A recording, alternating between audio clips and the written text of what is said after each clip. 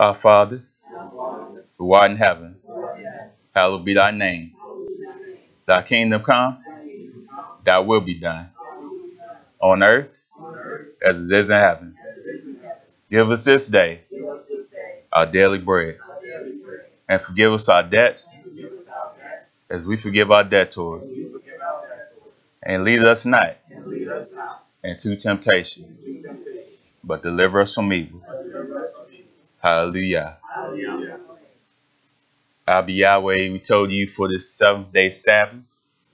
Abba Yahweh, we told you for waking us up to see another beautiful day. Abba Yahweh, we told you for all the things that you've done in this earth for your people. Abba Yahweh, we told you for looking over us every step of the way, protecting us from all hurt, harm, and danger, protecting us from any amount of danger that may come our way, any amount of poisons that man may put in the water, poison man may put in the food or in the air. Abba Yahweh, protect these vessels from any sorts of diseases, viruses, sicknesses, Abba Yahweh. And Yahweh, if our vessels do have any amount of sickness in them, Abba Yahweh, we ask at this very hour that you make those things go far away from Israel, especially on your Shabbats, so we may be able to dwell with you in peace of mind, so we be able to hear your words, Abba Yahweh, and enjoy every amount of your Shabbat that you have given your people. Abba Yahweh, continue to show your people how important it is to keep your days. Show your people that your days, your Kodesh days, lead to your Kodesh kingdom. Abba Yahweh, show us that we are not any type of people, that we are people that are Kodesh and are the apple of your eyes, a peculiar treasure, Abba Yahweh. And we must stand tall to follow your ways, to show the world how true living is supposed to be. Abba Yahweh, continue to be with the little children in this world. As the days get more and more evil, have the little children draw closer and closer to you. Have them far away from all the evil that has come upon this earth. Have them focus on you as they go out into the world, to the schools, and to the world on the streets, Abba Yahweh. Have them in a mindset to want to do your will, and to know that if they do that, your will, that they will see salvation. Abba Yahweh, continue to be with the men. Stand the men up, Abba Yahweh. Give the men strength in these last days. Give them the men that fight that we need in order to endure these last days. And Abba Yahweh, show the women how special they are, that they have a special role in this life also. And show them there's nothing to be embarrassed about in this world. Show them that they are Kodesh. Show them that they are worth everything that you have given them. And Abba Yahweh, continue to be with us in such a way that we know if we walk in the footsteps of Yahshua HaMashiach, that we will see salvation. In Yahshua HaMashiach's name we pray. Hallelujah. House of Israel, you may be seated.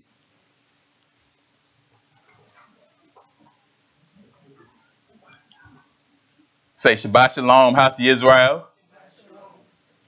I say Shabbat Shalom, all that are tuning in on the live stream. Today, it will be me up here teaching. Elder Johnson is still under the weather. Amy Yacobia, keep them in your prayers. But I know, we all know that Yahweh will bring them up out of this. It was a pleasure to see even Zarkane Dawid.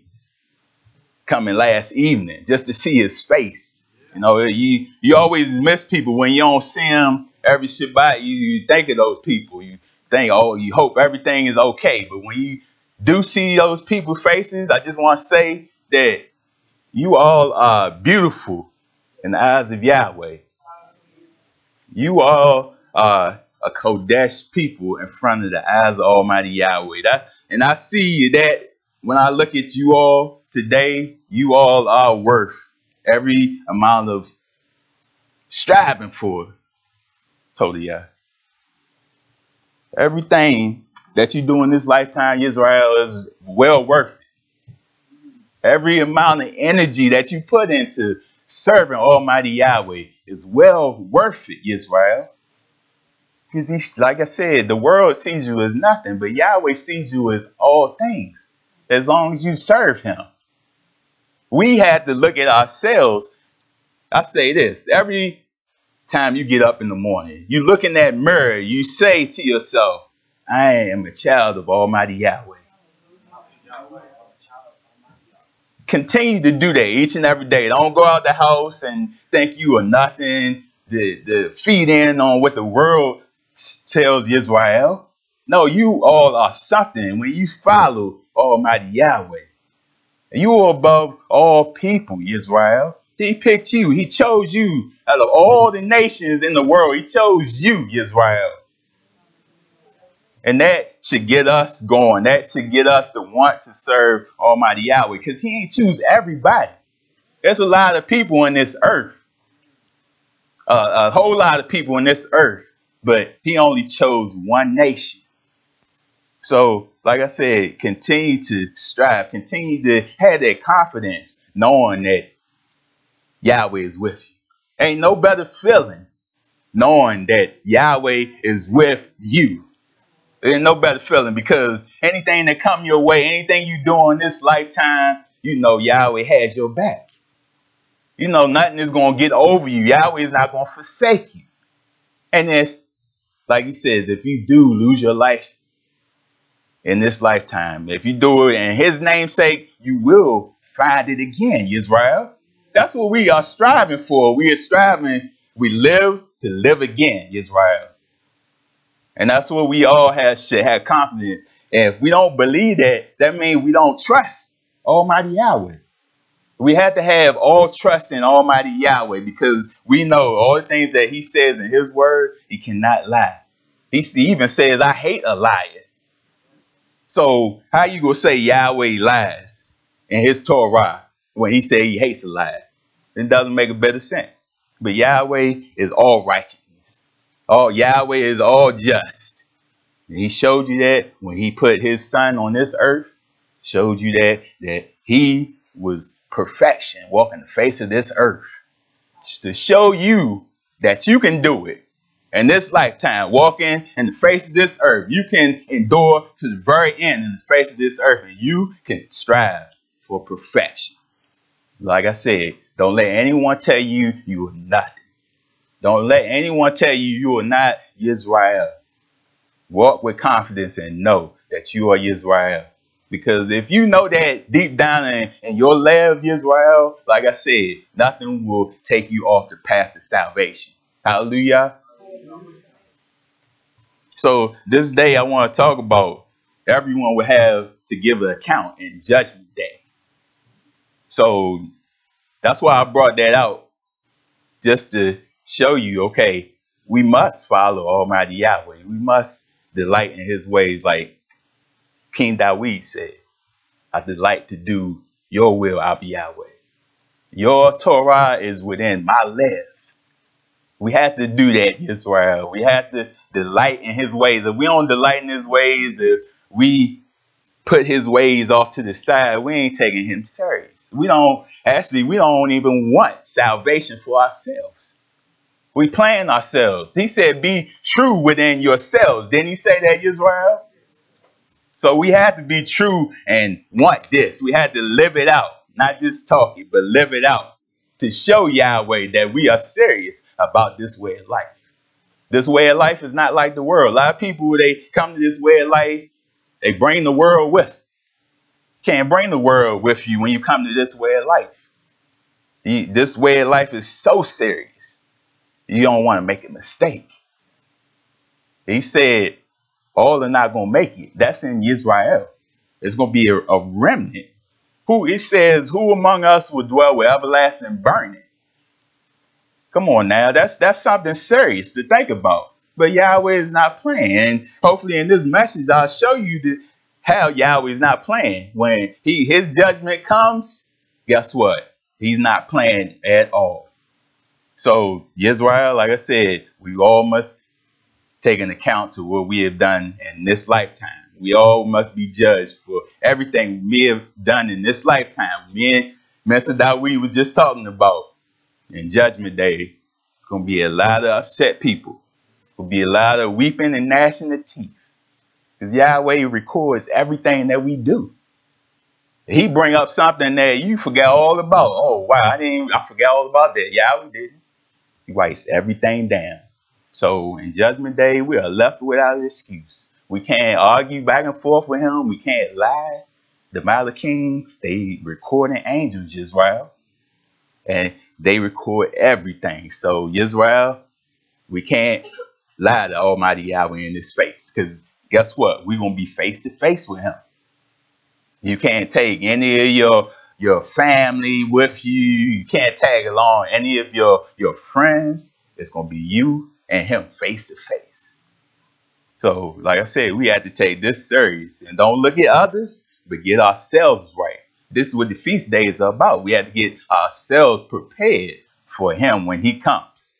So he will take us with open arms and welcome us in his kingdom. Hallelujah. I want to start off by going to Yeshayahu, Isaiah.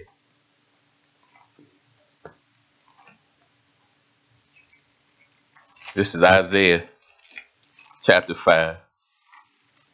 And I want to bring out, first and foremost, how special Yahweh sees you. How he takes care of his people. Because Yahweh takes care of his people. You can't say he doesn't. He looks out for you, Israel. He looks out for everything, all of your needs. When you cry out to him, he answers you. As long as you're striving, as long as you are sincere. But you can't go with Yahweh and say, well, you didn't do this for me, you didn't do that for me.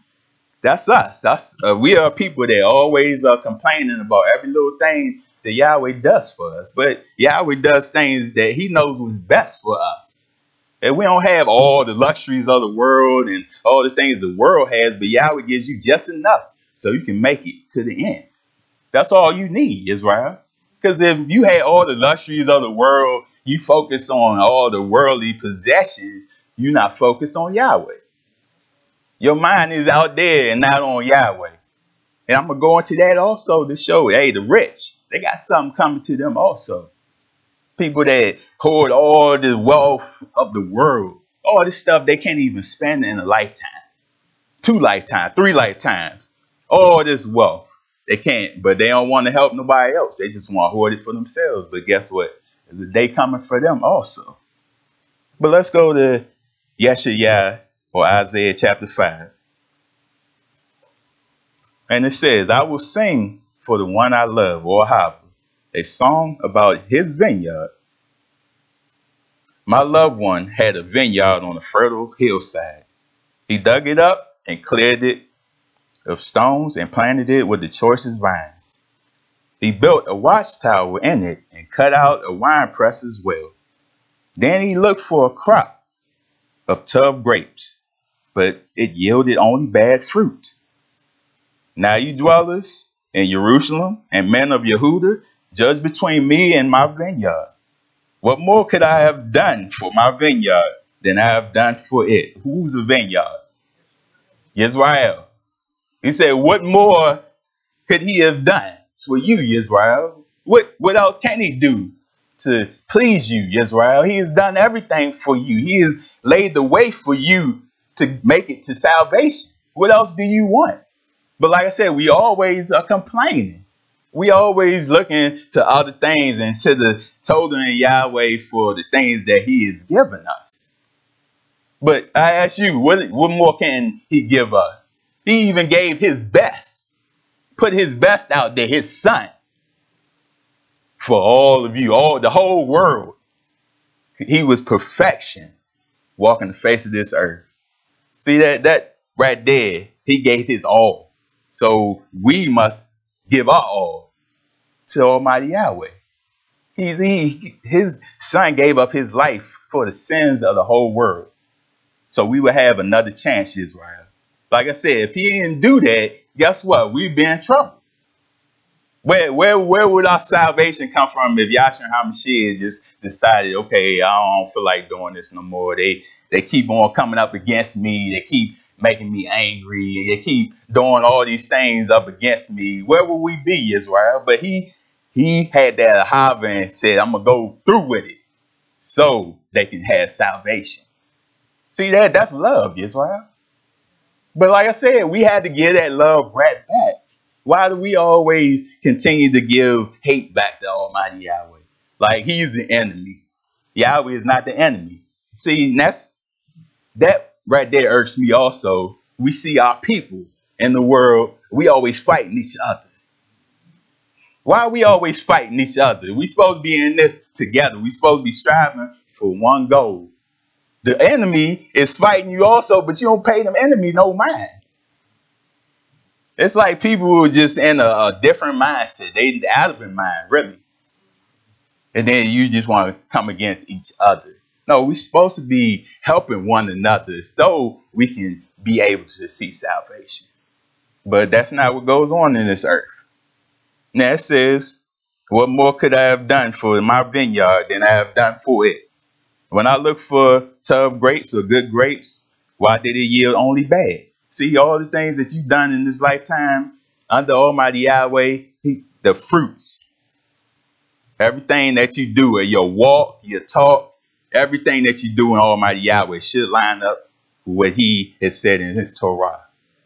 It should line up. And he even says you will know people by their fruits, who they are. If you going contrary to what Yahweh says, produce bad fruits. That bad tree. So we want to be that good tree that produce good fruit. Now, if you are of Yahweh, you're going to obey Yahweh. Plain and simple. If you are of him, people shouldn't have to keep telling you, obey, obey, obey.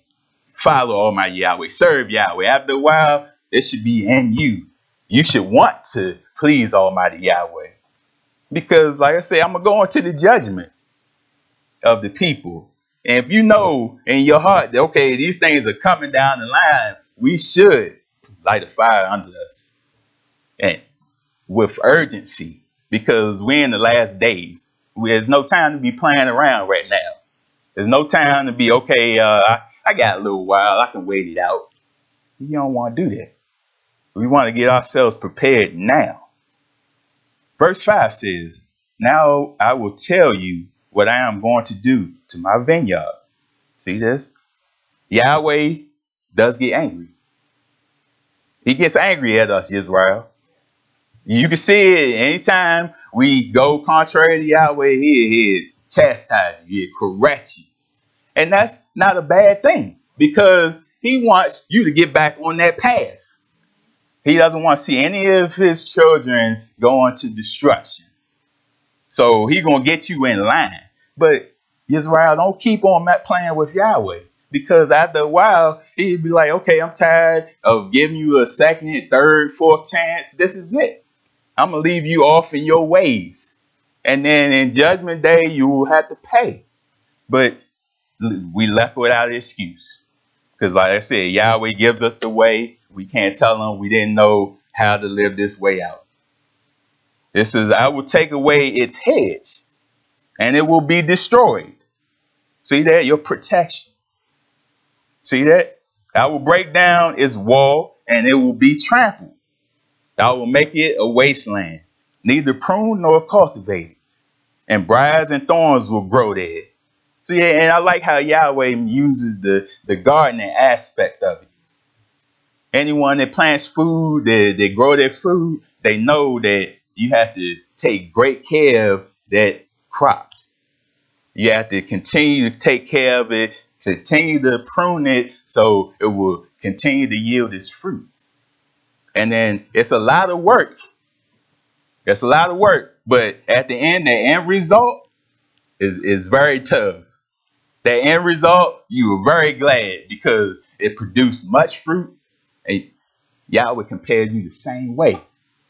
He prunes you, he gets you ready, he prepares you.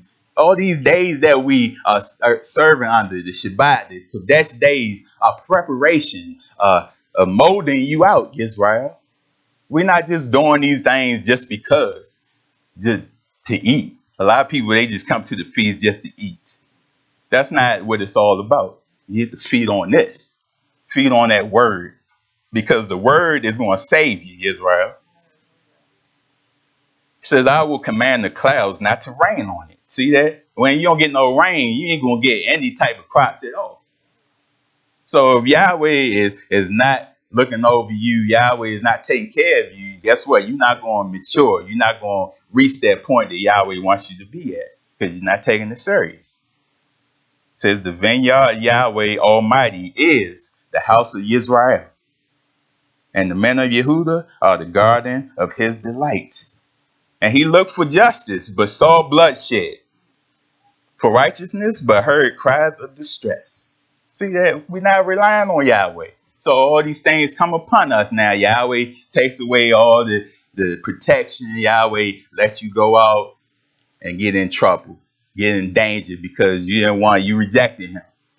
So we see on the streets, we see our people bloodshed each and every day. That's like the norm now. That's all you see on the news. How many people got shot in a day? See that? And then people just get sensitized to that stuff. They're like, okay, death ain't nothing now. And you can see people don't have any sort of care about life. People don't care anymore. And you can tell we're in the last days because it's getting worse and worse. Worse and worse. But you got people out here, they walking blind. They don't see anything. They just walking blind and just saying, oh, well, it is what it is.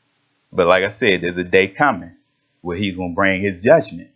And we're going to wish those that aren't ready for him, we're going to wish that we were ready for him because when those days come up, they're not going to be pretty at all. See, he said it's going to be a day unlike any other. You think that's not serious? We had devastations in this lifetime. You see in the Torah, Sodom and Gomorrah rained down fire, destroyed that city. He said worse than any other since the beginning of time. That ain't serious, Israel. That, like I said, certain things in this Torah should get our attention and light a fire under us to show us, okay, now I'm not playing. I'm going to keep striving. I'm going to do this to the best of my ability because I don't want to fall in that destruction, that burning lake of fire. Let's go to Matthew chapter 7. Y'all want to do a test? Go home, light a match under your hand. See how long you have your hand underneath that match. You know it's going to burn. You know it's going to hurt. Imagine your whole body dwelling in a lake of fire. And it don't even go out. You don't even disintegrate. You don't melt. You just sitting there forever and ever. Just imagine that. If that hurt, imagine what it's going to feel like your whole vessel in there. But like I said, people pay it no mind. People, they don't believe these things are coming. People don't want to believe. But I'm telling you, the days are coming to a close. And you want to get yourself ready because if you didn't believe, you will believe in that day. And you can't go back to Yahweh and say, okay, yeah, I want to straighten up now like they did in the days of Noah. Knocking on the door. Let us in. It's getting hot out here. But Yahweh said, go away from me. Go away from me. I never knew you. You don't want Yahweh to say that to you. That's a hurtful feeling thinking, okay, I thought I was doing this right. And all of a sudden get to the door and he closed it. He slams it in your face. That's a hurtful feeling. So, like I said, Israel, this is serious. Yahweh's judgment. There's nothing to play with. Let's go to Matthew chapter 7.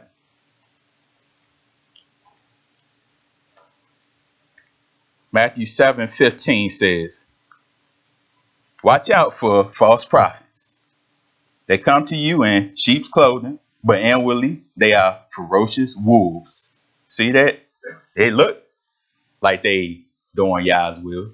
They look like they serving Yahweh on the outside, clean on the outside, but inside they're wolves.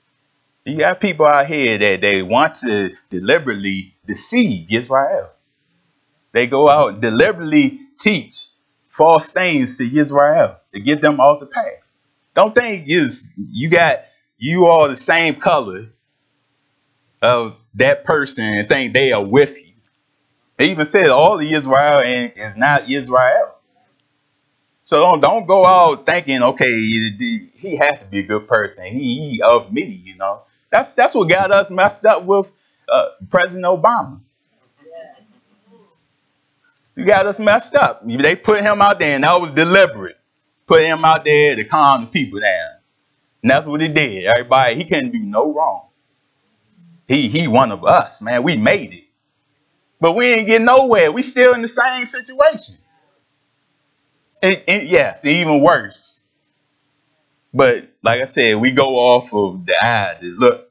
We look at the outside, and that's how we judge people.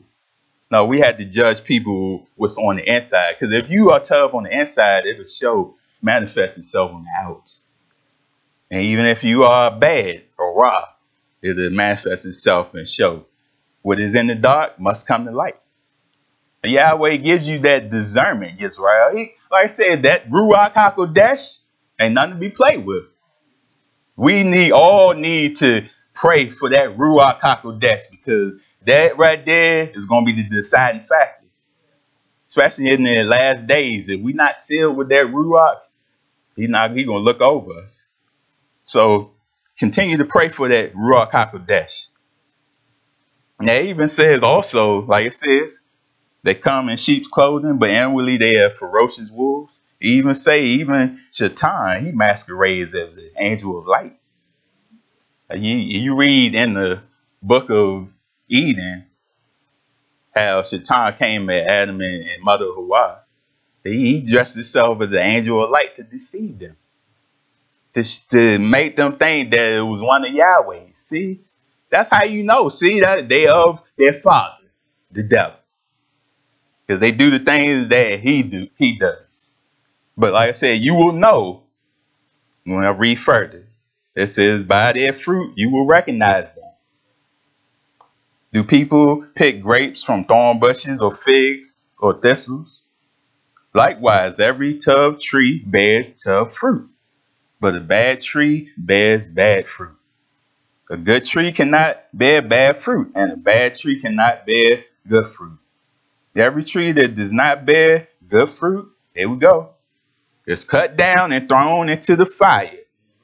See, that's a signal right there. He's trying to show you everyone that is not of him, not producing fruit, tough fruit, is going to be thrown in the fire.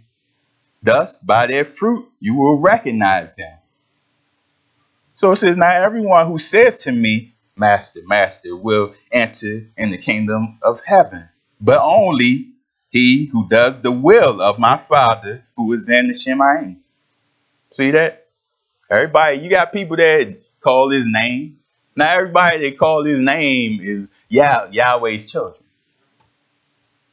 You even got people that know his name, but they don't even want to use it. They still use the pagan names, Lord God and Jesus. But you go up to people all the time and say you serve Almighty Yahweh, and they give you, oh yeah, I know Yahweh, yeah, that's his name. So why are you still using the pagan name? I don't know. I just use it. That's how. Because basically that's what the world doing. See, they're not thinking. They're not, okay. It says all the gods of the nations are idols, but Yahweh made the heavens. See that we call them God. Everybody has a name, Israel.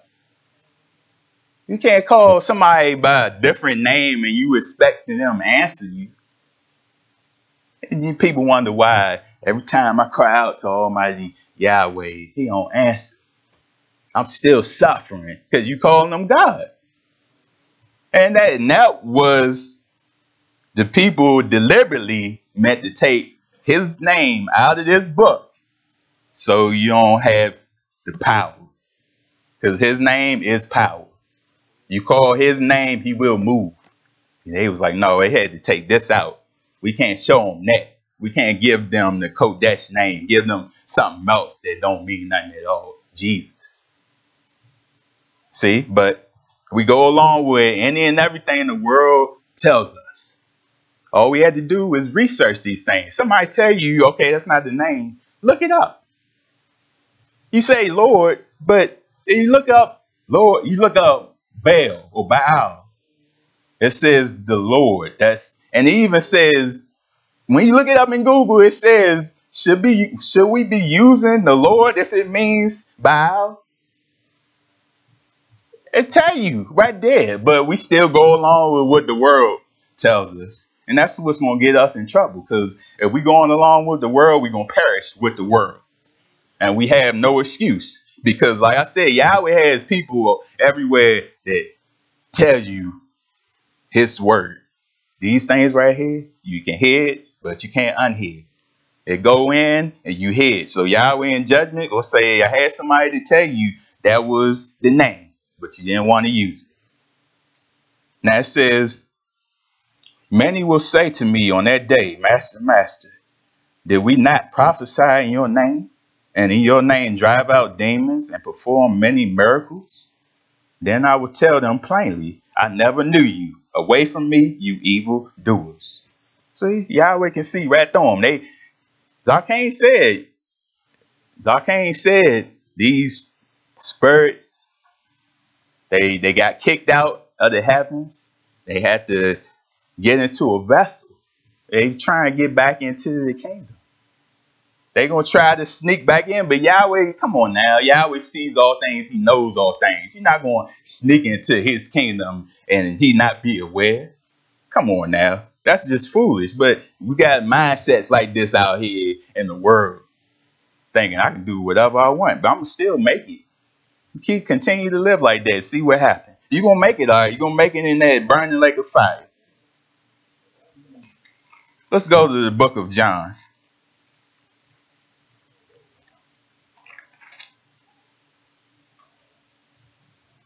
Like I said, it's beautiful how he compares Israel to the garden, how he takes care of the garden. John 15 says, I am the true vine, Yahshua HaMashiach, and my Father is the gardener. So he's going to take care of it. He's going to water it. He's going to make sure it comes up, and you make sure you get to a level where you should be at. He cuts off every branch in me that bears no fruit. While every branch that does bear fruit, he prunes so that it will be even more fruitful. See that's him molding you, continue to helping you grow to another level, Israel. You can't continue to be on the same level as you were when you first came to this way of life. 20 years down the line, you're still in the same state.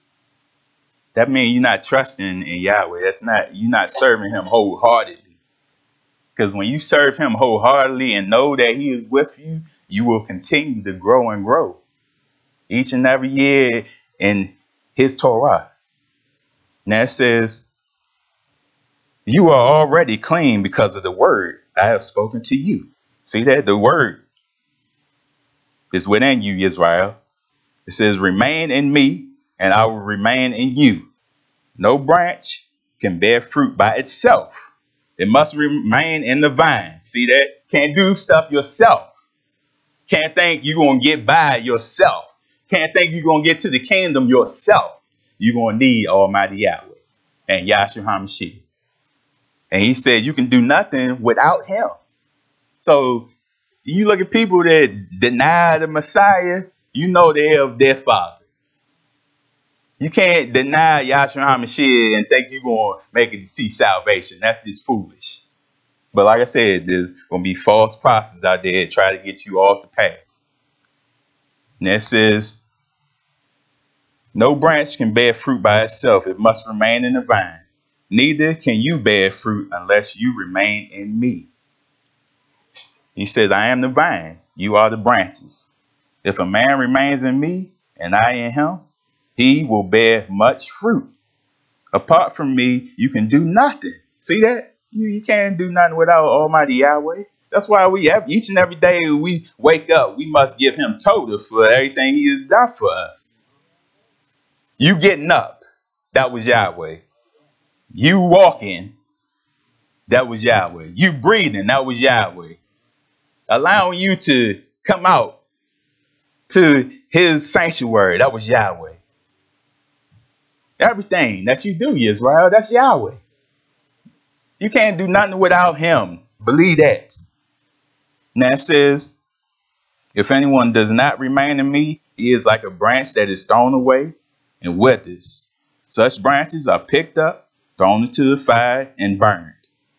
If you remain in me, and my words remain in you, ask whatever you wish, and it will be given to you. Mr. Dawid went over there last night. He said, as long as you ask. We had to go to him, Israel. Like you said, you can't be stubborn and think, okay, I'm going to just do this myself. I'm going to get out of whatever situation myself and be miserable. No, you had to go to Almighty Yahweh in order for him to get you past whatever you're going through. He said, if you ask this of my Father, he will give it to you. All you got to do is ask, Israel. Now it says, this is my Father's honor, that you bear much fruit, showing yourselves to be my disciplined ones. That, see, like I said, it'll show who Yahweh, who you are with. It'll show on you, Israel. Because if you are with Yahweh, you won't bear much fruit. You won't do much great things in this lifetime. Don't think you can't do anything, Israel. Because like I said, the world tries to think you to tell you downtread. You can't do nothing. They oppress you. But guess what, Israel? They do all these things. They try to get rid of you, but you still here. See, all the things that they have done throughout the lifetimes, they try to take the name away. Guess what? You know his name.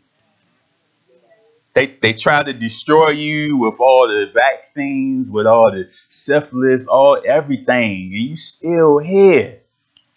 That's Yahweh. They try to get rid of the remembrance, so you don't know who you are. But each and every lifetime, Yahweh makes sure there's somebody there to show you that he is alive, that he is Elohim. Each and every lifetime. So guess what? Man, they think they can do all these things, think they can destroy you and get rid of you. But guess what? Yahweh is not going to allow it if you stay with him and be wholehearted with him. Hallelujah. Let's go to Matthew.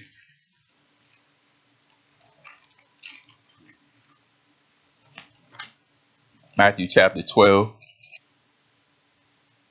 Mr. Dawid went over this last evening. Matthew 12:33 says, make a tree tough and its fruit will be tough. Make a tree bad and its fruit will be bad. For a tree is recognized by its fruit. He said, you brood of vipers, how can you who are evil say anything tough? That made me think about Psalms 50. How can you recite anything from your lips for Yahweh? Psalms 50:16 says, what right have you to recite my laws or take my covenant on your lips? He says, you hate my instruction and cast my words behind you. When you see a thief, you join with him. You throw in your lot with adulterers. You use your mouth for evil and harness your tongue to deceit. You speak continually against your brother and slander your own mother's son. These things you have done, and I kept silent. You thought I was altogether like you. See, just because Yahweh kept silent, he letting them do whatever they want to do. They think, okay, yeah, we're going to get away with it. Yahweh ain't going to do nothing to us. But guess what? There's a day coming where he says, I will rebuke you and accuse you to your face. See that? Let him go ahead. Like I said, Israel, he corrects you. He gets you on the right path when you do wrong. But the world, people in the world, oh, he letting them go. Because like I said, there's a day they're going to have to give an account in Judgment Day. And Yahweh saving a day for them. Let them keep piling up riches. Let them keep destroying the earth. But guess what? Yahshua HaMashiach is coming. He coming soon. Now it says, consider this, you who forget Yahweh, or I will tear you to pieces with none to rescue. Does that sound like Yahweh playing? Yahweh said he's going to tear them to pieces. He said, he even tell them, consider what you're doing. Get yourself right. Stop doing it. Knowing, they're not going to get themselves right. They're just going to overlook it and think because they got their pride. They think they own everything. Matter of fact, they think they are above Yahweh. But guess what? Yahweh is going to bring them down and humble them. He says all that are humble will be exalted, and all that are exalted will be humble. So guess what? In that day, they will be humble. Now, I'll show you how they're going to be scared also. They scared now. They try to act like they're not scared, but they scared. They know it's coming. They know destruction is coming. Anytime you set up space programs and you got all these telescopes all around the world, what are you looking for? You're just looking into the outer space and just being amazed by all the planets and the stars. No. And man always want to destroy everything anyway. So you can't trust man. But like I said, they looking. They know the time is short. Like I said, Shaitan knows this time is short. It says, woe to the earth, because he has come down to you. He's filled with fury, Israel. He got kicked out. But Yahweh said, you ain't doing that up there. You're not going to buck against him and think you are above Yahweh. See, he got struck down to the earth. And he says, woe to the earth and the sea, because he has come down to you. But he knows that he has but a short time. So guess what? When that time keeps drawing near the end, guess what? It's going to get more and more hectic out here. Don't think it's going to get better. And then, Master that we brought it up also. Don't continue to think put somebody else in the office, they're going to make it better for you. They haven't made it better since the beginning of time, Israel. You still go out and vote for another person that's still corrupt, still evil, still don't look out for you. They look out for themselves. But like I said, we in that mindset to think, okay, one day we're going to vote somebody in and they're going to take care of us. Keep thinking like that, Israel. But one day, there is somebody that's going to come to take care of us. That's Yahshua HaMashiach. That's who we're supposed to be looking towards, Israel. Don't. He says, who is man? He's but a breath. He's just like you and I. They're going to die just like you and I. But we still looking towards them to do everything for us. No, don't work like that. We got to look to the one that can do all things. He can do everything for us. Hallelujah. So it says, for out of the mouth, or out of the overflow of the heart, the mouth speaks. It says the good man brings good things out of the good stored up in him. So you ain't going to see nobody that's good or tough serving Almighty Yahweh and then they doing something evil. They doing something that's contrary to what Yahweh says. No, they going to do what Yahweh says. They're going to be tough. They're going to be of Yahweh. And it says, and the evil man brings evil things out of the evil stored up in him. So it's going to come out. Some people might look like on the outside, they might look like, okay, yeah, they with you, they serve you, they worship the same Elohim, but after a while it's gonna come out. It's like, why you just do that? Why you just curse me out? Why you arguing with me? supposed to be of Yahweh. You get that all the time. You bring up the word of Yahweh up to people, and then they make it out to be an argument. The word of Yahweh, it stands by itself. Why are we arguing? We're supposed to be saying the same things. But see, the argument comes when, okay, people don't want to change. The argument comes like, okay, yeah, you stepping on my toes now. You need to stay over here. Let me do what I want to do. See, that's when the argument comes. But guess what? Yahweh, he going to say, I had this person tell you what my word was, and you ain't want to hear it. It says, but I tell you that men will have to give an account on the day of judgment for every careless word they have spoken. See, we have to even watch what we say out of our mouths against each other, Israel. We can't curse out our brethren. Can't go against our brethren all the time, Israel. Like I said, we supposed to be a one like mind. We're supposed to be a family. Stop going back and forth with each other. Stop arguing. Stop fighting each other. We all supposed to help. The time's going to get so hard, we're going to need each other. Come on now. This is going to be a time where, okay, they're going to shut down stuff. Can't go out this Shabbat. You can't say the word of Yahweh. They're going to be hunting for you, Israel.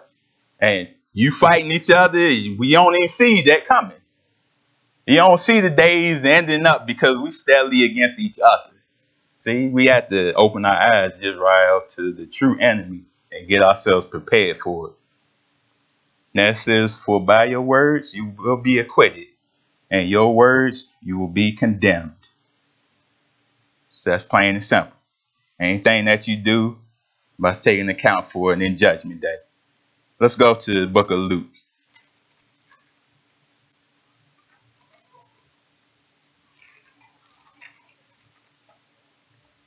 So Luke chapter 6.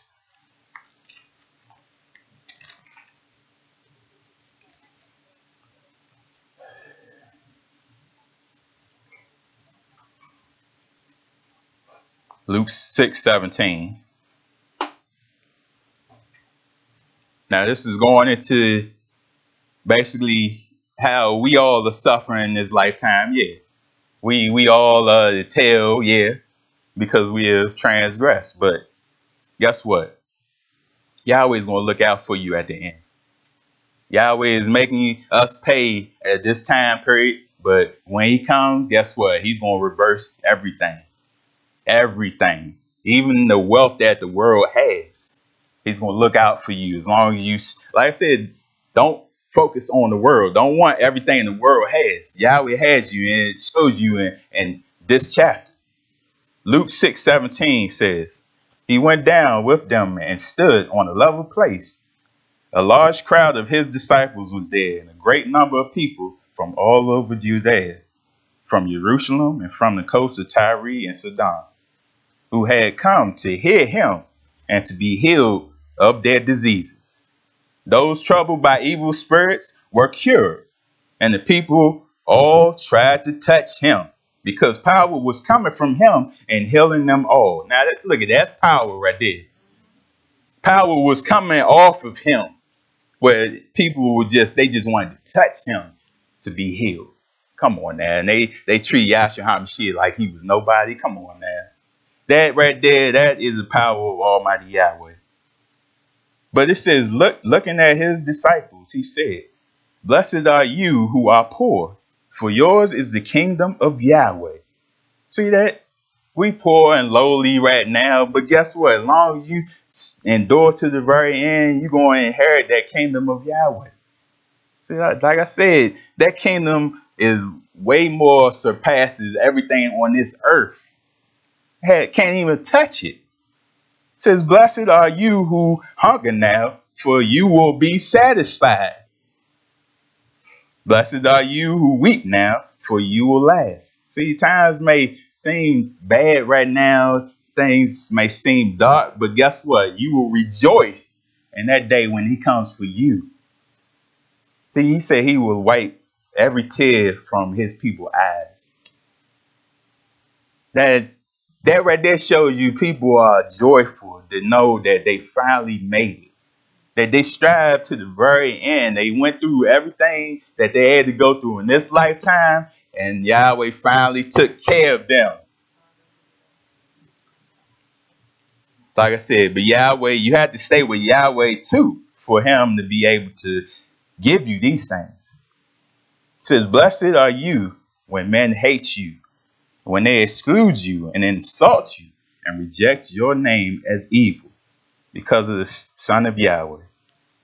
You're not going to make friends everywhere, Israel. Now, something wrong if you got everybody liking you. Not to say you're not going to have a lot of friends, but there's something wrong when everybody likes you. Nobody goes up against you, even when you bring up the word of Yahweh. That does something to people's souls when you bring up Yahweh's word. And people, every now and then, like I said, they're going to start arguing with you. They're going to get angry with you.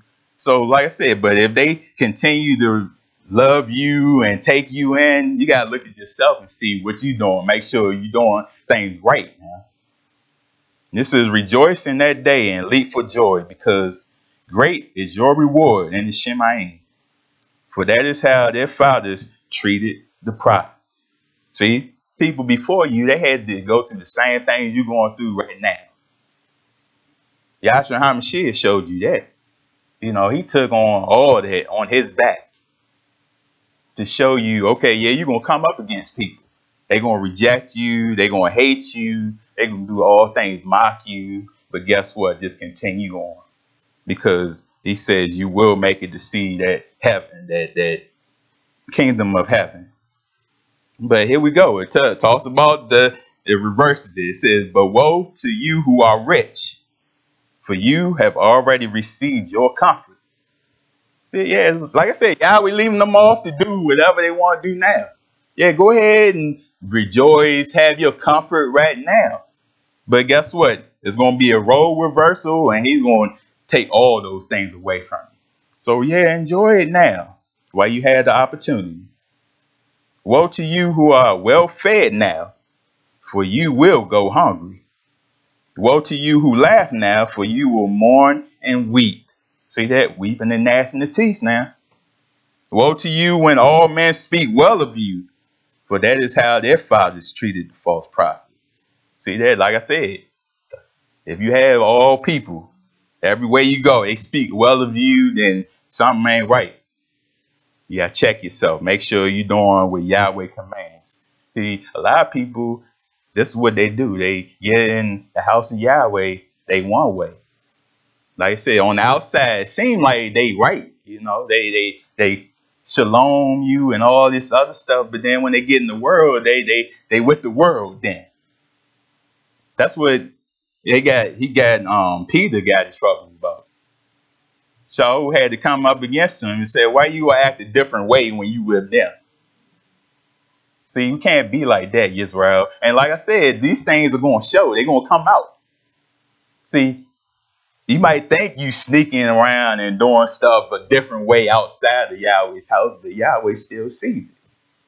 Even if it's done behind closed doors, Yahweh still sees it. And he's going to bring it up to you and show you this is what you have done. This was not what you were supposed to do in the eyes of Almighty Yahweh. Let's go to book of Yeshaya.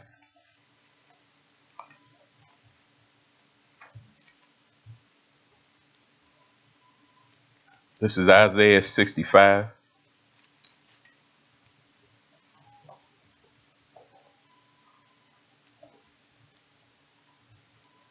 Isaiah 65:13 says basically the same thing. See, that's the thing about Yahweh's word. You had different people saying the same thing throughout the Torah. So, you know, you can't say, okay, nah, this is a lie. This ain't Yahweh's word. No, if you got different prophets saying the same thing throughout, carrying the same word throughout, or even expounding on what the other person said, it's all Yahweh's word.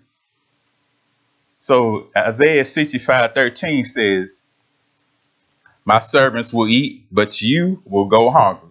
My servants will drink, but you will go thirsty. My servants will rejoice, but you will be put to shame. And my servants will sing, out of the joy of their hearts. But you will cry out from anguish of heart and wail in brokenness of spirit. You will leave your name to my chosen ones as a curse. Yahweh will put you to death, but to his servants he will give another name. Ain't that beautiful, Israel? See, the people of this world, you don't worry about them. Don't stress out, be depressed on what the world has done to you. Yahweh got them back. He has your back. He said, I'm gonna get them in that day. They gonna leave their name as a curse. They gonna be nothing. But Yahweh said he's gonna give you a new name.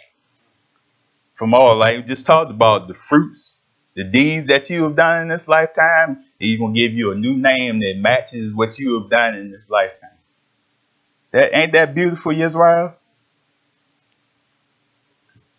This says weeping may last at night, but joy will come in the morning. See, we may be, like I said, sorrowful right now. We may be lowly right now, but he says there's a day coming where you're going to rejoice.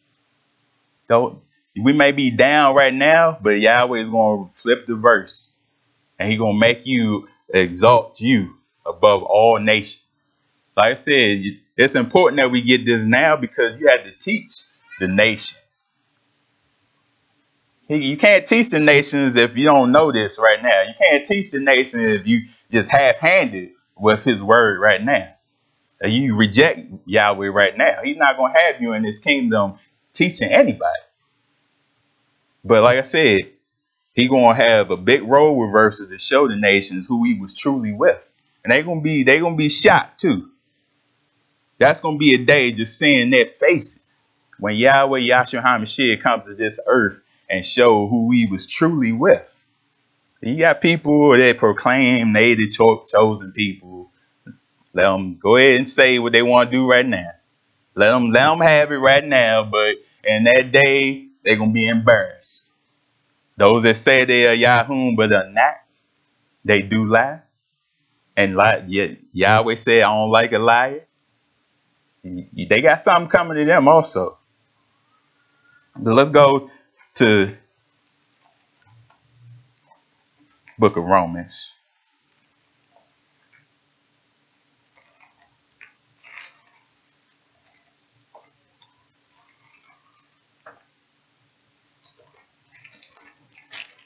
This is Romans 13.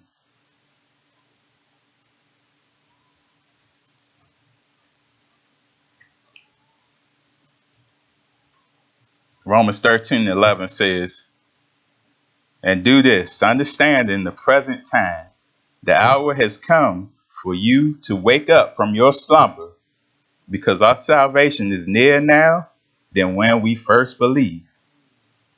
See that? And it is moving swift, the time, Israel.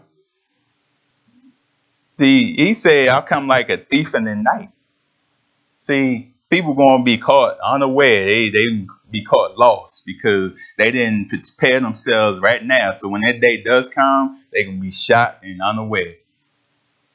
That says the night is almost over. See that? Like I said, weeping may come in the night, but joy will come in the morning. So it says the night is nearly over. The day is almost here. So let us put aside the deeds of darkness and put on the armor of light. Let us behave decently as in the daytime, not in orgies, drunkenness, not in fornication or debauchery, not in dissension and jealousy. Rather, clothe yourself with Yahshua HaMashiach, because he is the light of the world. And do not think about how to gratify the desires of the sinful nature. See that shouldn't even be in your mind at this particular point in time now. Knowing that the time is drawing to a close, we shouldn't even be focused on what sin we want to get into. We should be focused on getting ourselves right for Almighty Yahweh. He says, clothe yourself with that light. That's Yahshua HaMashiach. Have that Ruach dwell within you, Israel, so you can be a beacon of light to all in the world also. Like I said, Yahweh is not going to have his people out to look like nobody, look like nothing at all. Yahweh sees you as everything. And like I said, he wants you to draw people also. He wants you to have that light within you also, a beacon for those that may be downtrodden, those that may be losing hope, to show. Be ready, like I said, to give an answer to those that ask about the hope that lies in you. Don't somebody come up to you and they down pressed and they don't know what to do, and they like, okay, what do you do? How do you get by? Don't be like, oh yeah, I don't know, I just be living life, no, be ready to tell them, man, Yahweh is with us. All you had to do is serve him and he will look out for you. Whatever trials, tribulation you were going through, he will see you through all those things. You got to be ready to tell people that, because like I said, in these last days, people going to lose more and more hope. He even says when the Son of Yahweh comes, will he find faith on the earth? It means the times are going to get so hard that people are just going to just lose hope and say, okay, I'm just give up because I don't see Yahweh coming to save us. That's how it's going to be, Israel. You think time's bad now, you ain't seen nothing yet. But like I said, if you get yourself ready now, you have Yahweh with you right now, those days are not going to affect you, because he even give you signs that show you, okay, when these things start to happen, you look up, stand tall, and see that your redemption draweth nigh. Israel, like I said, we had to get ourselves ready now. We wait. I'll wait till, times get rough. If you wait then, it's too late. You're not going to have Yahweh, the strength of Yahweh on you. You're just going to fold like a press. You're going to wonder who to go to. You don't know what to do. But when you with Yahweh, you know who to go to. Yahweh is going to save you, Israel. Let's go to 2 Peter.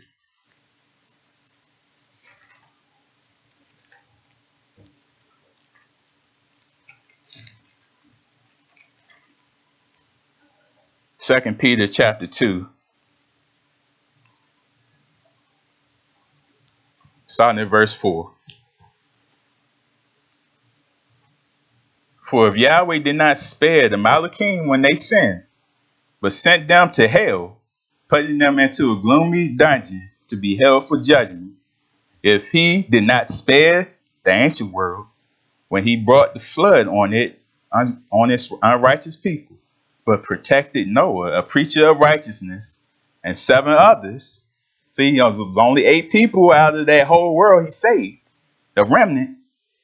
If he condemned the cities of Sodom and Gomorrah by burning them to ashes, this is a sign, it says, and made them an example of what is going to happen to the unrighteous. See, that is no excuse. If you see he burned Sodom and Gomorrah and he said this is what's going to happen to the wicked, what are we playing about? Why are we playing?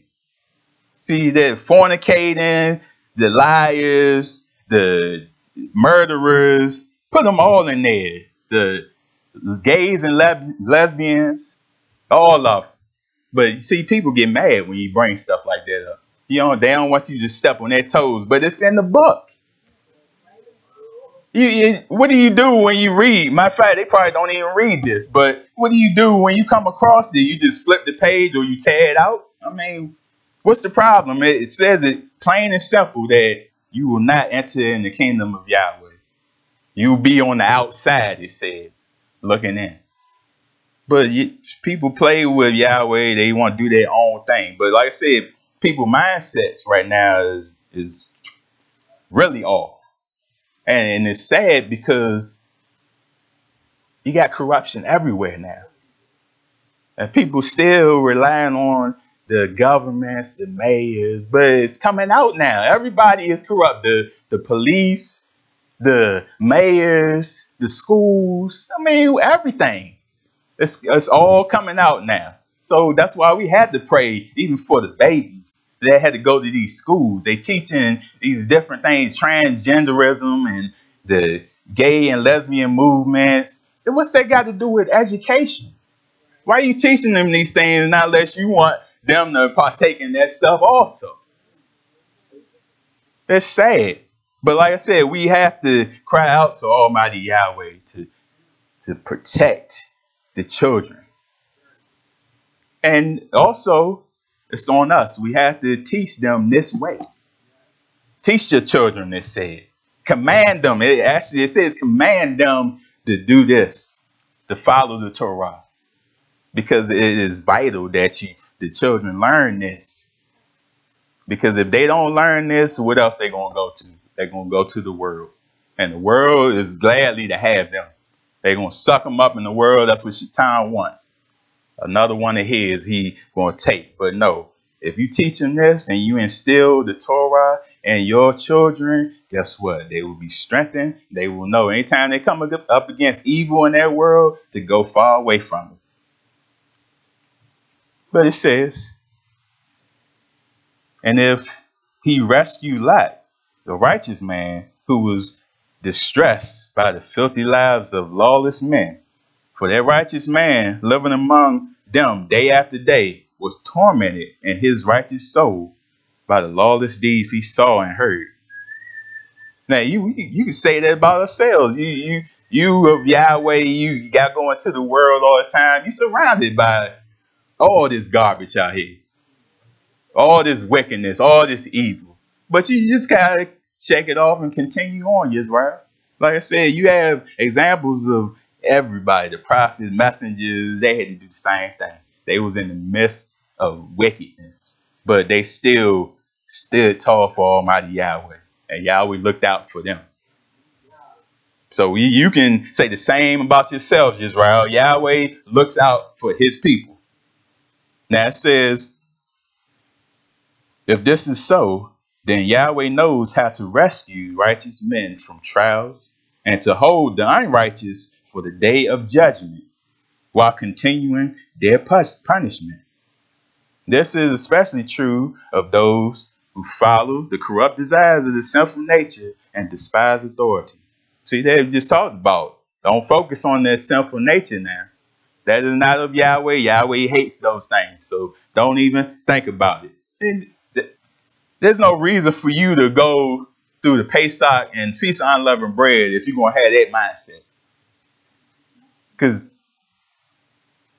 it says those that partake of the meal bring on damnation to themselves. So if you come going in the mindset of, oh, I'm going to just sin after the feast, I'm going to just, not sin during the feast, but after I'm going to go back to my old way, then you're sadly wrong. Yahweh sees that and he's going to make you punished for that. But like I said, there's a day coming where the world is going to have to suffer. And they're going to run. They're going to fear Israel. But guess what? They're going to have to be punished with those vials that are poured out onto the earth. And then you have to be punished in that burning lake of fire too. Come on now. That's double punishment that Yahweh is going to bring to the wicked. And then we living in this lifetime, why we suffering right now, the things we had to go through in this world, why would you want to suffer again in the next lifetime? It doesn't make a bit of sense at all. You should want relief from this. You shouldn't want to be miserable forever and ever. That should get us motivated to want to do the will of Yahweh so we can see those days. But like I said, people just want to do whatever they want to do. And then Judgment Day, like I said, it's going to be weeping and gnashing of teeth. But it wasn't Yahweh's fault. Like he said at the beginning, I showed you, he said, Yahweh, what more can Yahweh do for his people? What more will you want him to do? You want him to come down to the earth and walk in your path for you? No. Yahweh, he will dwell in that vessel, but he ain't going to do everything for you. You have to have a mindset to want to follow him. And we can't go in front of Yahweh. We can't want to do things in front of Yahweh. We had to let Yahweh lead us. Like it says, we need Almighty Yahweh to lead us and guide us to salvation. Let's go to the book of Revelations. Because Revelation, like, people say, oh, it's not to be understood. People don't want to understand it because they see the destruction and turmoil that comes down on the wicked. They of course they don't look at Revelation because it's talking about the wicked. So then they tell you, yeah, nah, don't look at that. It's not to be understood. Just leave it alone. That's all right. They don't look at it then. But when destruction comes, that was your fault because you didn't look at it and get yourself right. So let's go to Revelations chapter 12. See what it says about the wicked.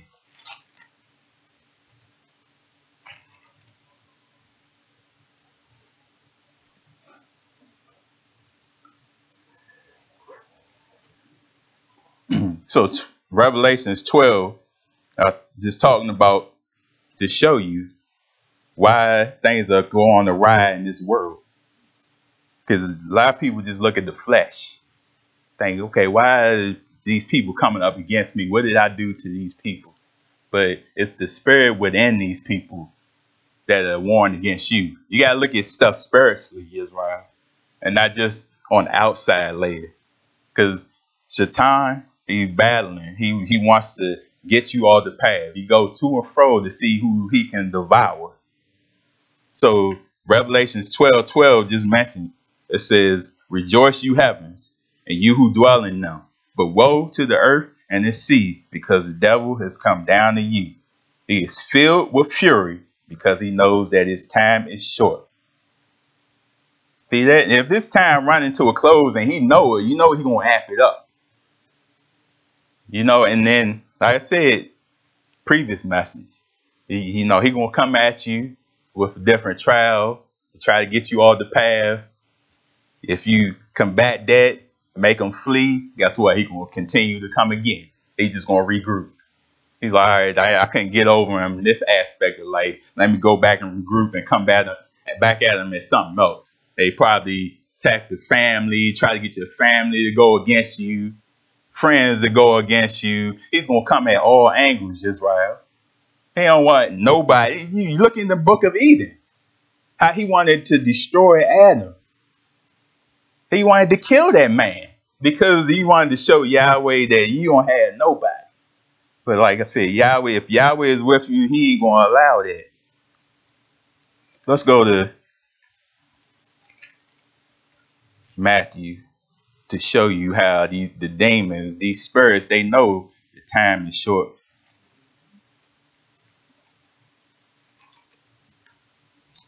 Because Yahshua HaMashiach, he walked up on the demons and they knew who he was.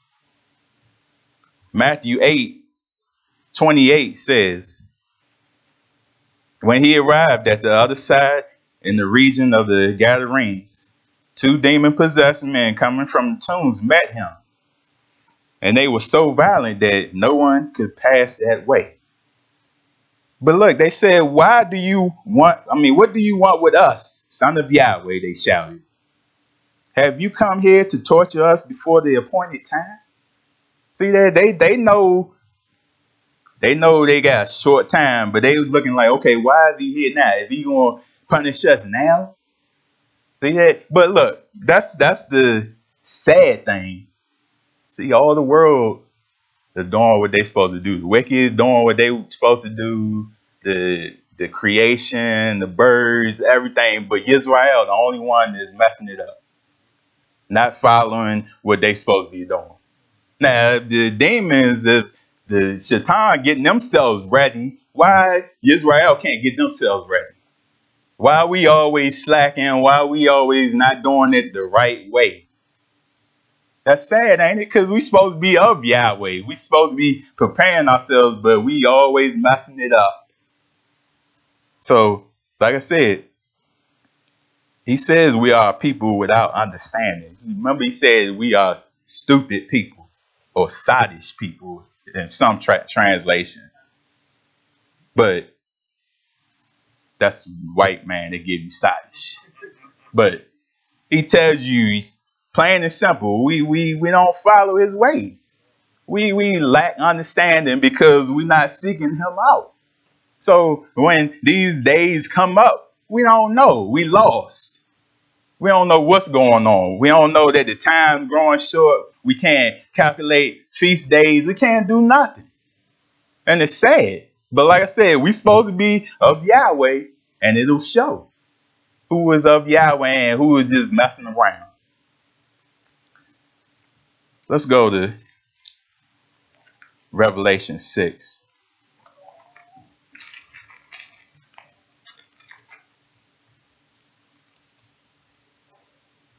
See what the wicked be doing when that day comes. Revelation 6:15 says,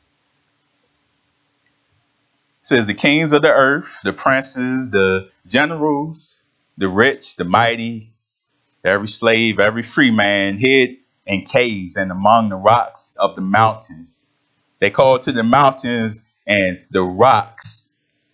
It says, fall on us and hide us from the face of him who sits on the throne and from the wrath of the Lamb. See that? They're going to be scared. When that time comes, they're going to be running into them rocks, them mountains to hide themselves. But Yahweh can see all things. You can't hide from Yahweh. There ain't nowhere to run. Like I said, but there's going to be a day, like I said, they think they not scared, but they scared. That's why they setting up all these things and looking into space to see when he coming. And then, to put it crazy now, they get in the mindset to want to fight against him and think they're going to win. Now, that's not right there. You can tell that's a demented state of mind to think you're going to fight Yahweh that made all things and be successful in it. And you want to follow people like that? No, that's no. They got all their weaponries, the things of this earth. They got all things that go against Yahweh. But guess what? Yahweh is going to laugh at those things. Just like in the Tower of Babel, when they built the tower, they threw arrows up in the heavens. Think they was going to pierce Yahweh. And Yahweh laughed at it. And then sent them back down with blood on them. See, Yahweh has a sense of humor also.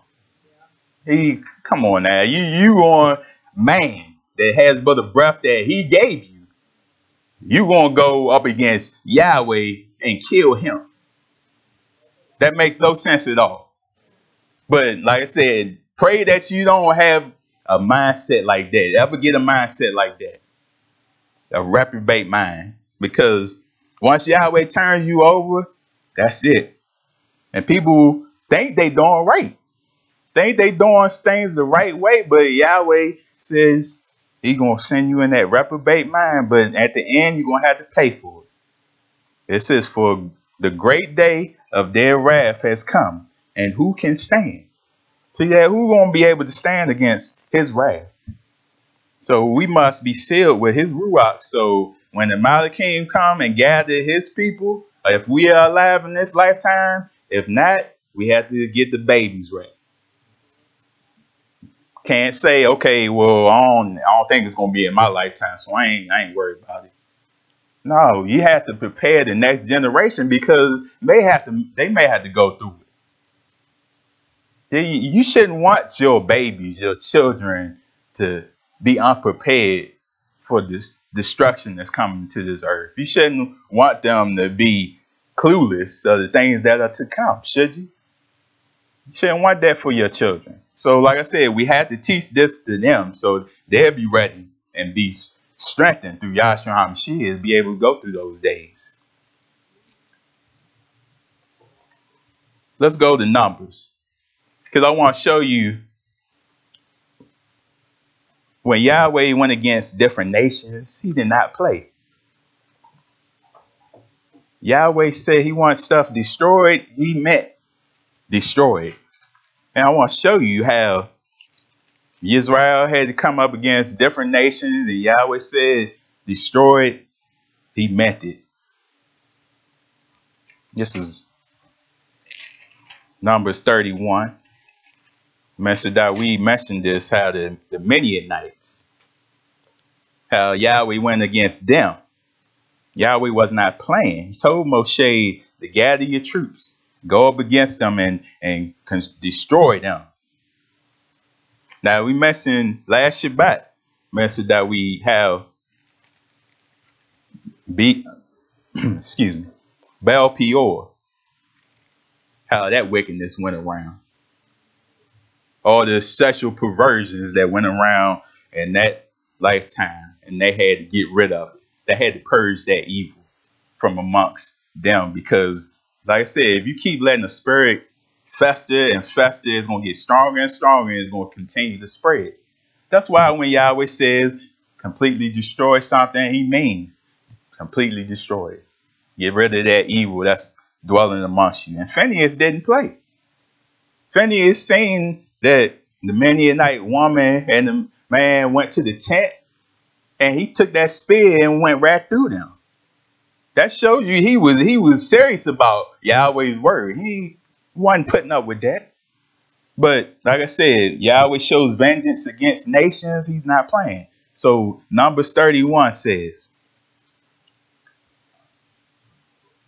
Yahweh said to Moshe, take vengeance on the Midianites for the Israelites. After that, you will be gathered to your people. So Moshe said to the people, arm some of your men to go to war against the Midianites and to carry out Yahweh's vengeance on them. Send into battle 1,000 men from each of the tribes of Israel. So that's 12,000 men armed for battle. 1,000 from each tribe were supplied from the families of Israel. Moshe sent into battle 1,000 from each tribe, along with Phineas, son of Eleazar, the priest, who took him articles from the sanctuary and trumpets for signaling. So that the trumpets are very important, Israel. We go through there each and every year with the Feast of Trumpets. See, he even have a day for the Feast of Trumpets to get the people attention.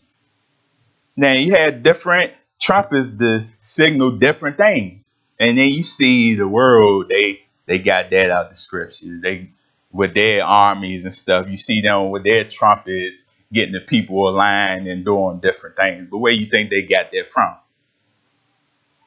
But like I said, man, they think they doing things themselves. They invent things themselves. But all in all, they get stuff from Yahweh's word. Don't let them fool you with the different movies. They throw in different stuff to show you how Israel is a powerful nation, like the X-Men. They throw stuff out there to think, okay, yeah, we made this up, and we get entertained with this stuff. We excited. But you look in the like the spiritual eye, you can see, okay, nah, they got this out of the Torah. You can see, and then they take stuff out of the Torah and then want to change it to suit them. So then you get the 10 Commandments. Where the black people at? You don't see no black people. They all the white people in there. But that's in the land that they couldn't even stand the environment. But like I said, they continue to do things to try to deceive, to get Israel all the path, to show you that you are not the true people. Now, verse 7 says, they fought against Midian, as Yahweh commanded Moshe, and killed every man. Among their victims were Evi, Rechem, Zer, Hur, and Reba, the 5 kings of Midian. They also killed Balaam, son of Beor, with the sword. The Israelites captured the Midianite women and children and took all the Midianites' herds, flocks, and goods. They burned all the towns where the Midianites had settled, as well as all their camps.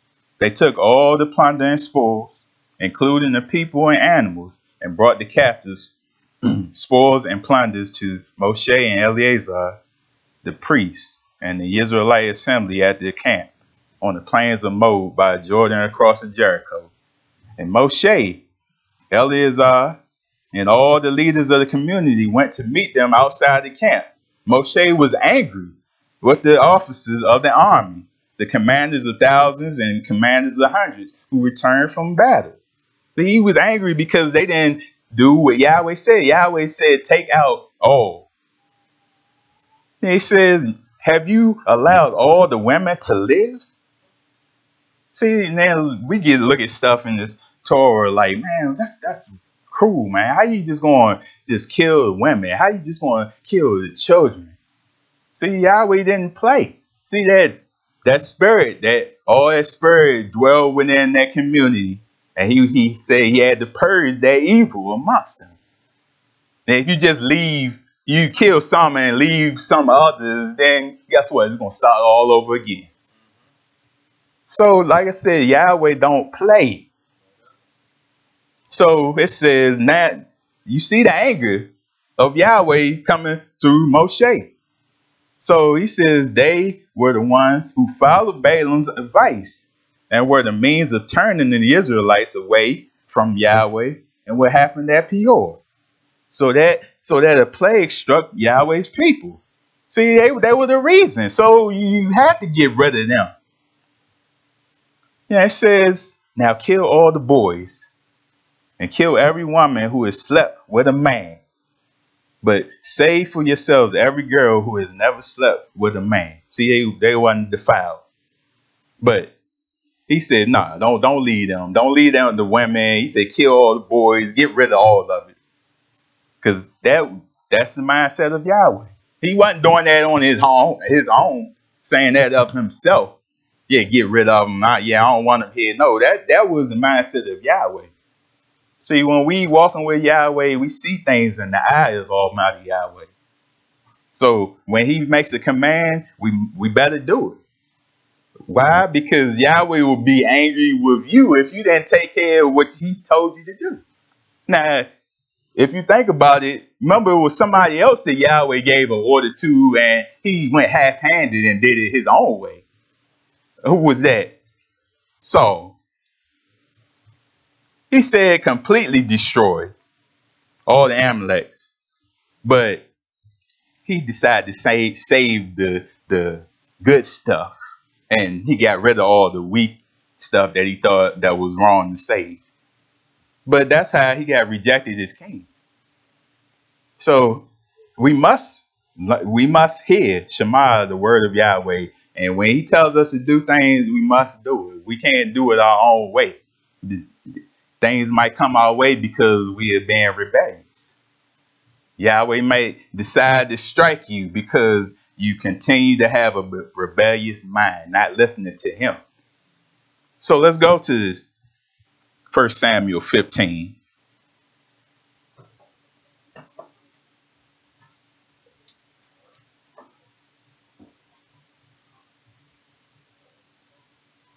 We get in the mindset sometimes thinking, well, we Yahweh's children. Yahweh ain't gonna do nothing to us. Guess what? He gonna come at Israel first. You know, judgment comes to the house of Yahweh first. Then those that are outside, because you're supposed to know this. So 1 Samuel 15 says, Samuel said to Saul, I am one Yahweh sent to anoint you king over his people Israel. So listen, Shema, now to the message from Yahweh. This is what Yahweh Almighty says. I will punish the Amaleks for what they did to Israel when they waylaid them as they came out of Egypt. Now go attack the Amaleks, and it says totally destroy. And it say destroy some of them. Totally destroy everything that belongs to them. And he even listed, just in case you don't know what everything means, he says, do not spare them. Put to death men, women, children, infants, cattle, sheep, camel, and ass. So he give you the specifics. And you still went along and messed it up. See, Yahweh, he gets angry at that. I can give you the command and you just want to do it your own way. That's how Israel was, a rebellious nation. So Saul summoned the men and mustered them at Telaim, 200,000 foot soldiers and 10,000 men from Yehudah. Saul went to the city of Amalek and set an ambush in the ravine. Then he said to the Kenites, go away, leave the Amaleks so that I do not destroy you along with them. For you showed kindness to all the Israelites when they came out of Egypt. See that you're gonna have some people that's gonna show Israel kindness. See, when Yahweh even said, when your conduct is pleasing before his sight, he make even your enemies at peace with you. See, that's when you had to flee Israel.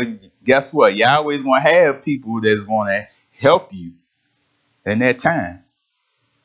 It says, then Saul attacked the Amalekites all the way from Havilah to Shur, to the east Egypt.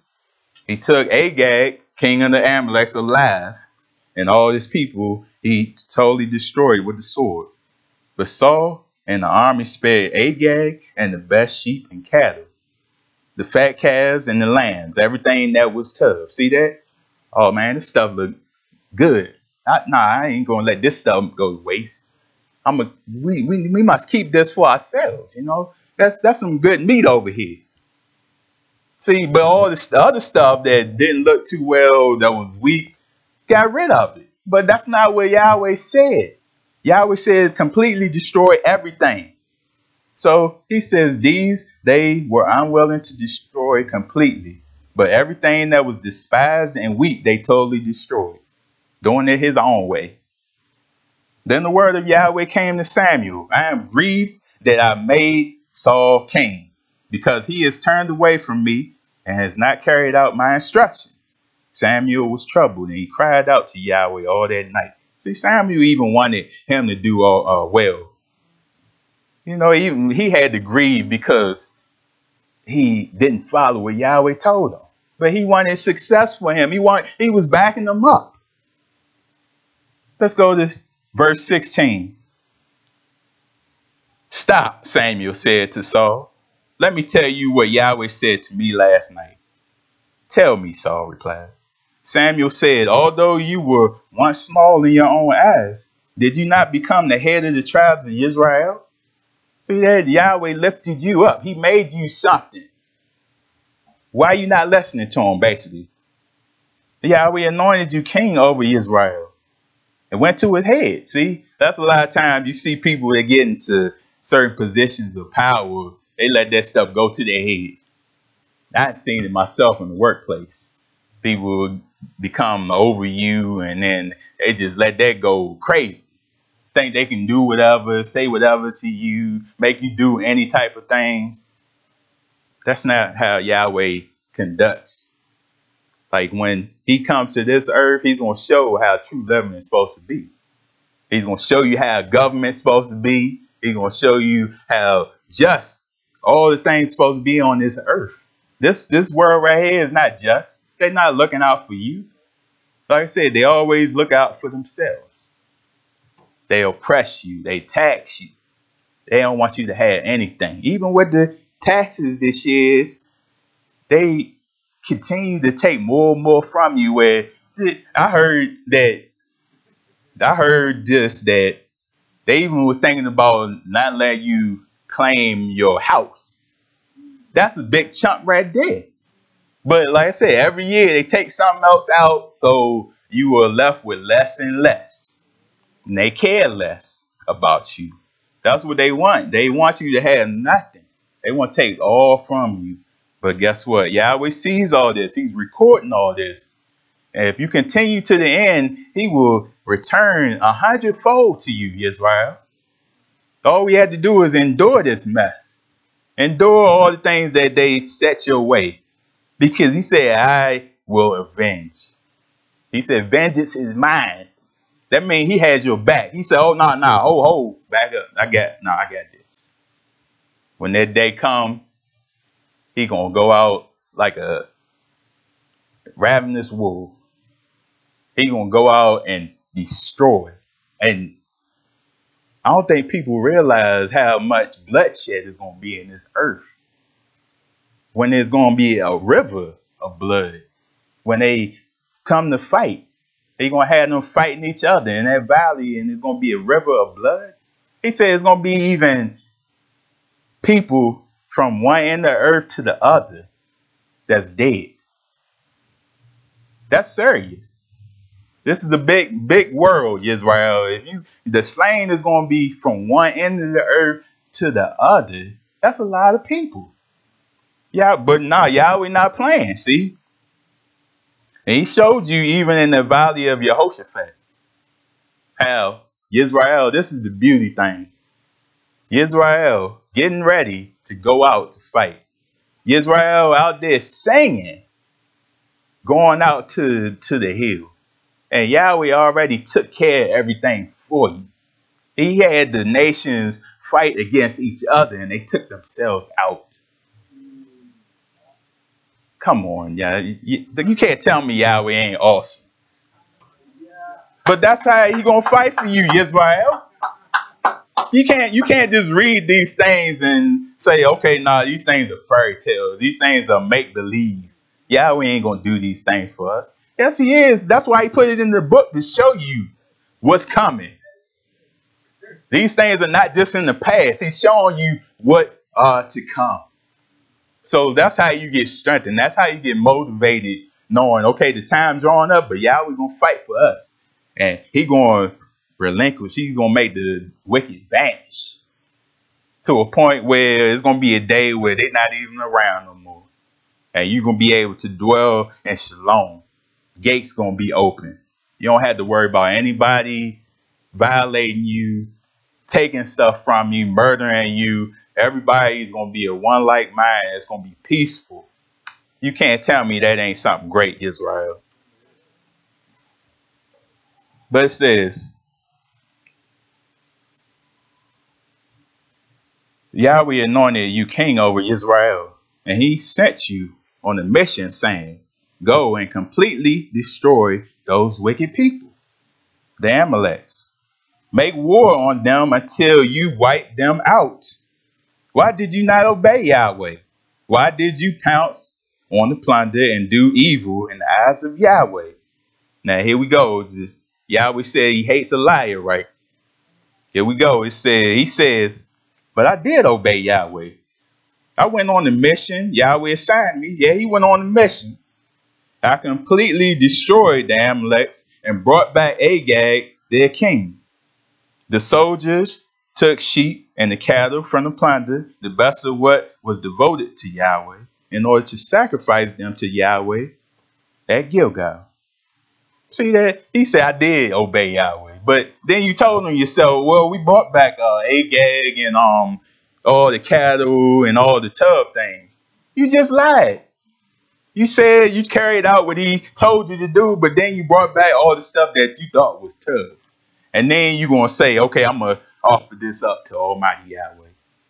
But this is the thing right here. Samuel told him, does Yahweh delight in burnt offerings and sacrifices as much as in obeying the voice of Yahweh? That's what he wants. He wants your obedience. He don't care what you have to offer him. He owns everything. Everything is his.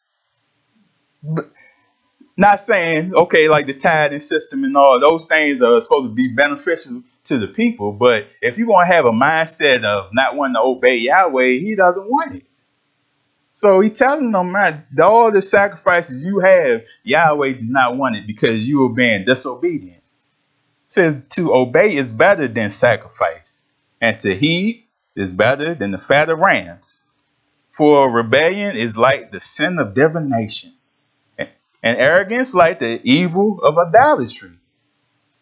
Because you have rejected the word of Yahweh, he has rejected you as king. See that? All because you wanted to keep all the good stuff. All because you thought it would look good in your eyes and thought you was going to offer it up to Yahweh. But Yahweh said, no, sir. I reject you because you did not listen. So that was the downfall of Saul. But Yahweh had somebody in place in him that was far more greater anyway. That King David, and then that jealousy starts to come out. You see how King David had to run for his life because Saul kept coming after him. That's a shame. A person you supposed to be of Yahweh, but you gonna go after your brother and try to kill him. But that's like I said, you got that mindset in this lifetime, one that continue to go against each other. But That was to bring up, to show you, Yahweh not playing when it comes to sin. Even, like I said, even with the children listen, whoever on the live stream, all the children, continue to obey your parents. It says, honor your father and mother so your days upon the land be long. He said that for a reason. Now, it seemed cruel, but if the things were implemented like it was back in the day, when people sinned, when people did things that was against Almighty Yahweh, he didn't play. He had people stoned to death. You want to see somebody get stoned? And that's why I brought the children out. I believe that's Deuteronomy 21. Deuteronomy 21:18 talks about the rebellious son. So y'all, that's why it's very important to listen to your parents' children. Deuteronomy 21:18 says, if a man has a stubborn and rebellious son who does not obey his father and mother and will not listen to them when they discipline him, his father and mother shall take hold of him and bring him to the elders at the gate of his town. They shall say to the elders, this son of ours is stubborn and rebellious. He will not obey us. He is irresponsible and a drunkard. Then all the men of his town shall stone him to death. See that ain't nothing to be playing with. But Yahweh takes that serious even with the children. Everybody has to take account. Anything that you do in this lifetime, you have to be aware of it. And you know that you have to be judged on it. But like we were just talking about, it says you must purge the evil from among you. Yahweh purges, when he goes and he does stuff like that, he's trying to purge that evil amongst you to show the demon, to show the spirits that he ain't playing. So those spirits will flee. Like I said, if these things were done in this lifetime, you wouldn't have half the stuff that's going on in this world. Because them demons will see, okay, I don't want none of that. They see somebody, you got people in different countries, they carry out stuff like that. They cut your hand off if you steal something. You know, they do different things. They show other people, okay, you don't want to do this, so that's what's going to happen to you, to make those demons flee. Then it says, all Israel will hear of it and be afraid. See, but you can't carry that out in this day and lifetime. But like I said, that's why I did spirits. That's why I did town. You see Baltimore, nothing but wickedness now. Well, nothing but corruption now, because it's just festering and just growing and growing.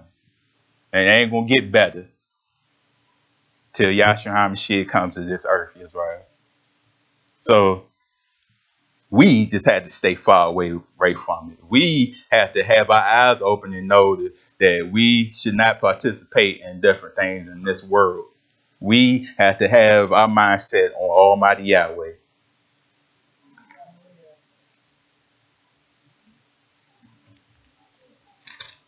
Let's go to Deuteronomy 32.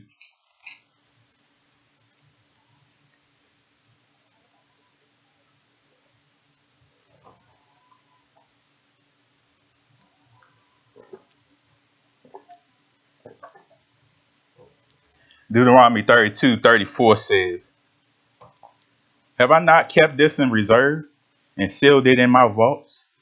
It is mine to avenge. I will repay. In due time, their foot will slip.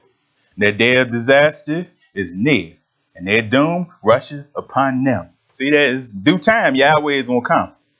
They may think it's not. They may mock you and say, yeah, where's your Elohim? Where's Yahweh that you serve? But that day come, he said, due time, their foot will slip. And Yahweh will judge his people and have compassion on his servants when he sees their strength is gone and no one is left slave or free. See that, like I said, when it says Yahshua HaMashiach comes to this earth, will he find faith on the earth? See, it's going to be a point in time where people will lose hope, lose their strength, and begin to give up.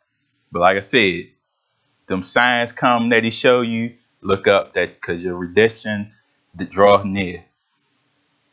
He will say, now where are your gods? The rock they took refuge in. See, all the people, that's what they do. They serve everything but Almighty Yahweh.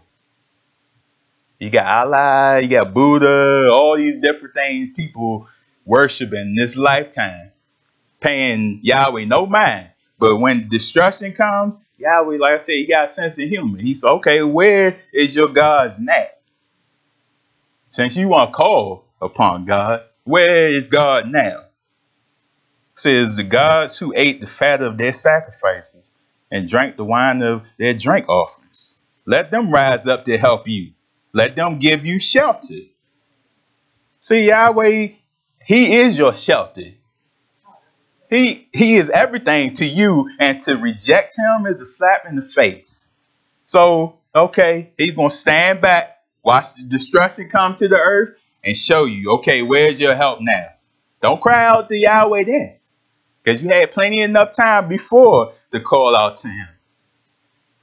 It says, call upon him while he's near. So, call upon him now, Israel.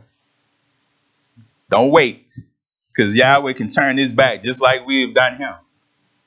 See now that I myself am he. There is no God besides me, or no mighty one besides me. I put to death and I bring to life. I have wounded and I will heal, and no one can deliver out of my hand. See that? Who are you to fear those that put the body to death but can't do nothing else?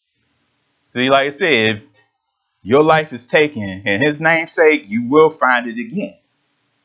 But we must fear him who can destroy the body and soul and throw it into the lake of fire. Now it says, I lift my hand to the heavens and declare, as surely as I live forever, when I sharpen my flashing sword and my hand grasps it in judgment, I will take vengeance on my adversaries and repay those who hate me. I will make my arrows drunk with blood, while my sword devours flesh. The blood of the slain and the captives, the head of the enemy's leader. So he even get graphic. I'll show you something even more graphic. That right there should get people to sit up and know, okay, Yahweh ain't playing. I'll get to that later. It says, rejoice, O nations, with his people, for he will avenge the blood of his servants. He will take vengeance on his enemies and make atonement for his land and people. Now, that's a lot of bloodshed that's been spilled from the beginning of time, Abel, up until that last moment. And you don't think he angry, Israel? You don't think he gonna bring vengeance to this earth, and those that kill, their blood will be dropped on this earth too? I don't think people know how serious this is. And Moshe came with Yehoshua, son of Nun, and spoke all the words of this song in the hearing of the people. And when Moshe finished reciting all these words to all Israel, he said to them, take to heart all the words I have solemnly declared to you this day, so that you, what did it say, may command your children to obey carefully all the words of the Torah. See that? You got to command them. You got to make them do this. Show them the beautiful ways of Almighty Yahweh so they don't even think about wanting to go to the world. They are not just idle words for you. They are your life. Yeah. This is life, Israel. The word is living. You abide by this word, you will have eternal life. By them, you will live long in the land you are crossing the Jordan to possess. That's beautiful. He breaks it down and show you how what he's going to do to the wicked, but he's going to have compassion on you, the servants, the righteous, and keep you out of the way of all these things that are coming into this earth. That's what we should want to be shielded for what's coming down in this earth. We don't want to be in that wrath when it comes. Because guess what? We ain't going to make it. We might think, well, I can bear. You know, we've been going through different things in this lifetime. I can get through it. You know, that ain't a time that you even, like it even says, you don't want to rush this. It's a day of darkness. They like any other. So you don't want to rush the coming of Yahshua HaMashiach. Just get yourselves ready and be patient. Let's go to Romans.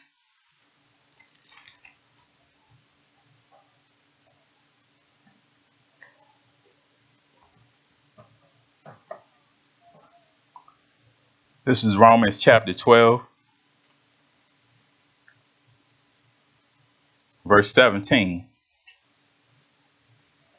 says, do not repay any evil for evil. See that oh, he did something to me, man. I'm going to get him back for that.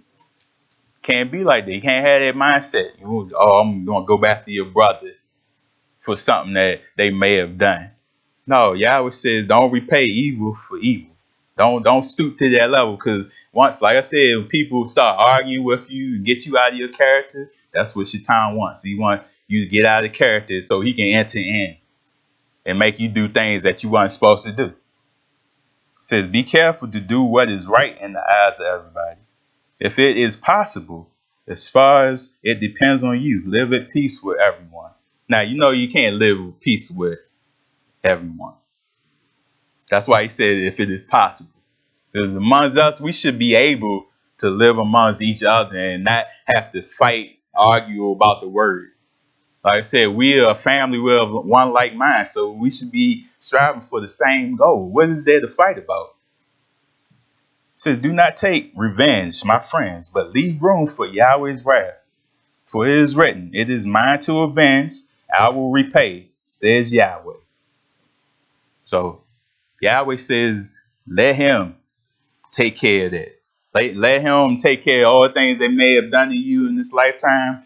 He's coming back and he's going to repay them for that.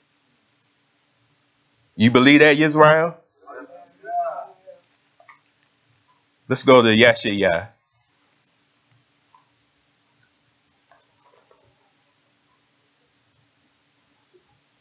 Isaiah chapter 34.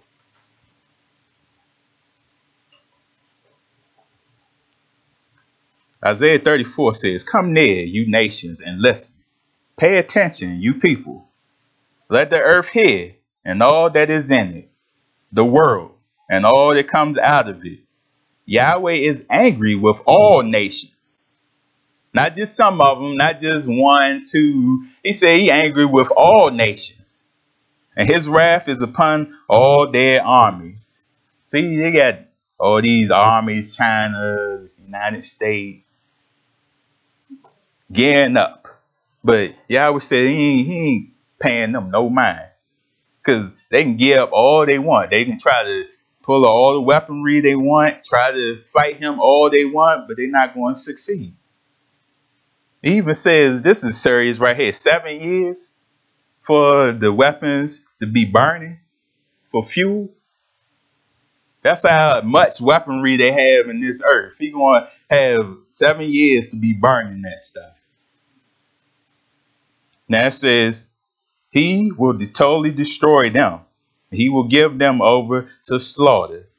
Their slain will be thrown out. Their dead bodies will send up a stench. The mountains will be soaked with their blood. That ain't graphic to you, Israel?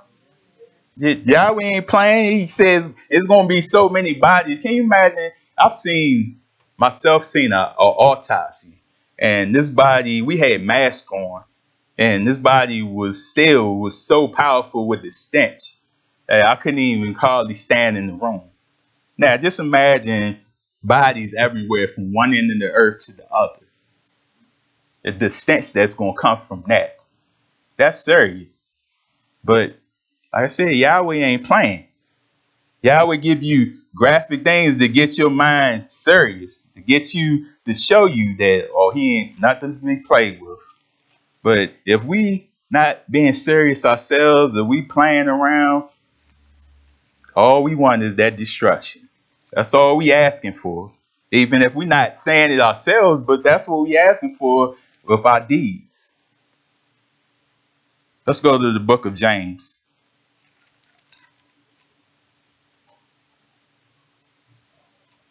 Said I was going to get on the rich.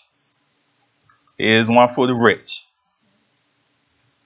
Book of James, chapter 5, because they got something coming to them also. They might not think so. They might say, oh, I haven't murdered. I haven't done anything. You know, oh, we just collecting money. You know, that's all it is. Just the wealth of the world. They got something coming to them. James 5 says, now listen, you rich people, weep and wail because of the misery that is coming upon you. Your wealth has rotted and moths have eaten your clothes. So you got so much wealth that the stuff just sitting there rotten. But you got people in the streets everywhere that are poor. They need food. They need to be taken care of. Even us. We need different things in life. But they look at you and I like we're nobody. But like I said, all they do is just hoard their wealth. But guess what? There's going to be a day when Yahweh is going to have the people to collect that stuff. Your gold and silver are corroded.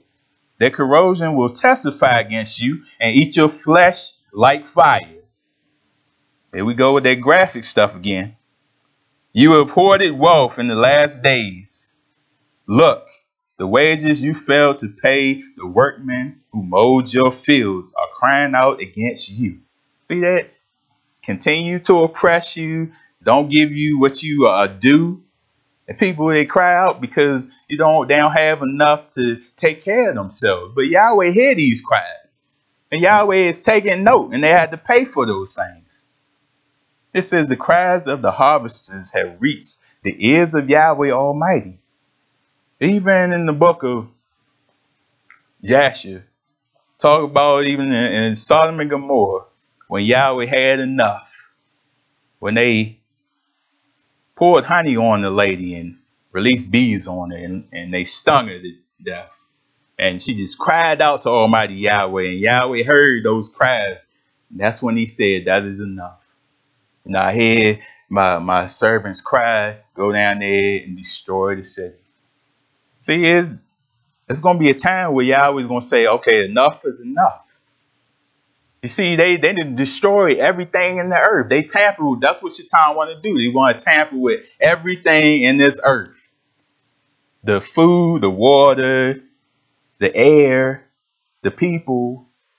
I mean, for what?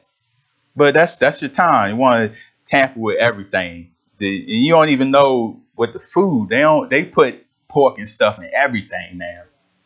So that right there, you just gotta pray to Yahweh that there's nothing dangerous in that food for us to eat. But like I said, we have to cry out. We even mentioned that we said last evening, continue to cry out to Yahweh. Don't stop praying. People will tell you prayer don't work. But yes, it does.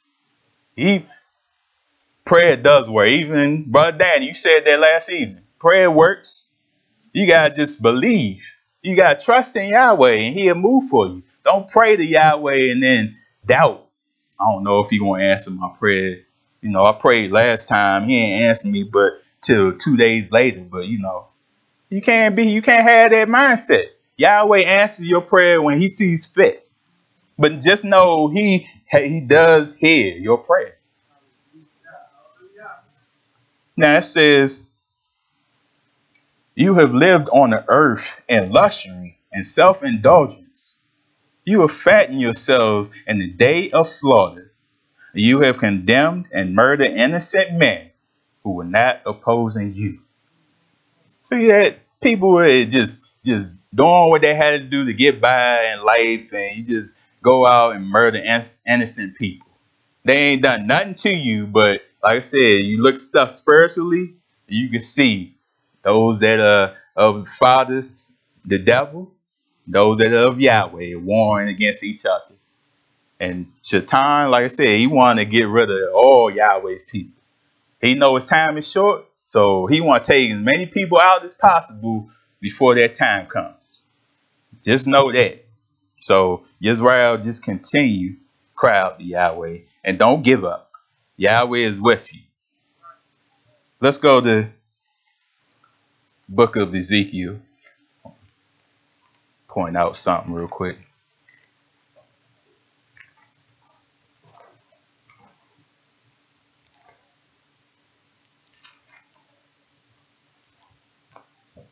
Book of Ezekiel, chapter 39.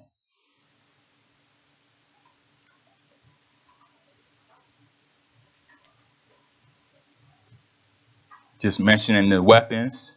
This is Ezekiel 39:9.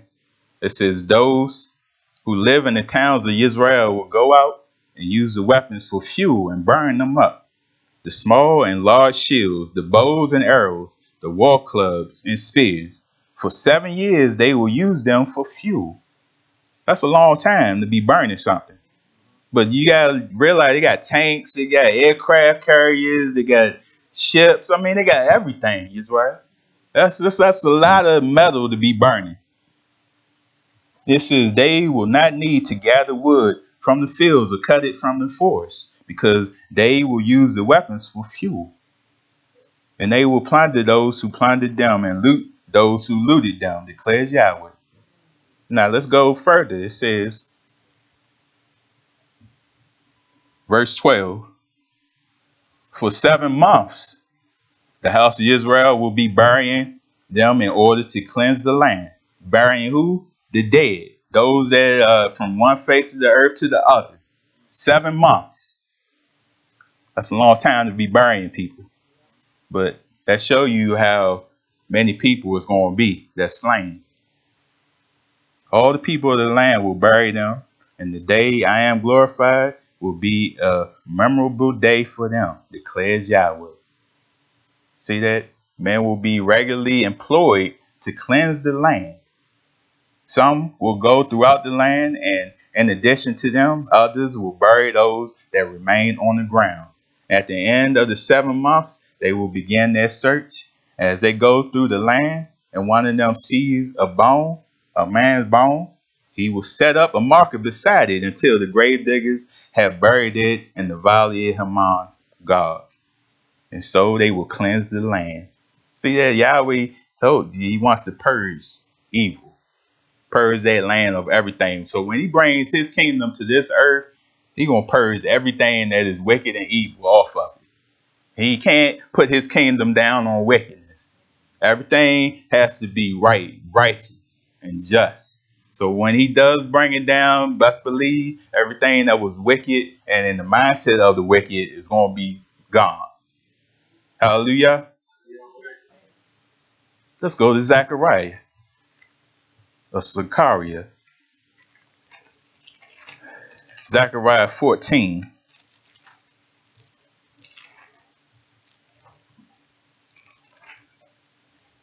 Told you I was going to give you something graphic. Here we go.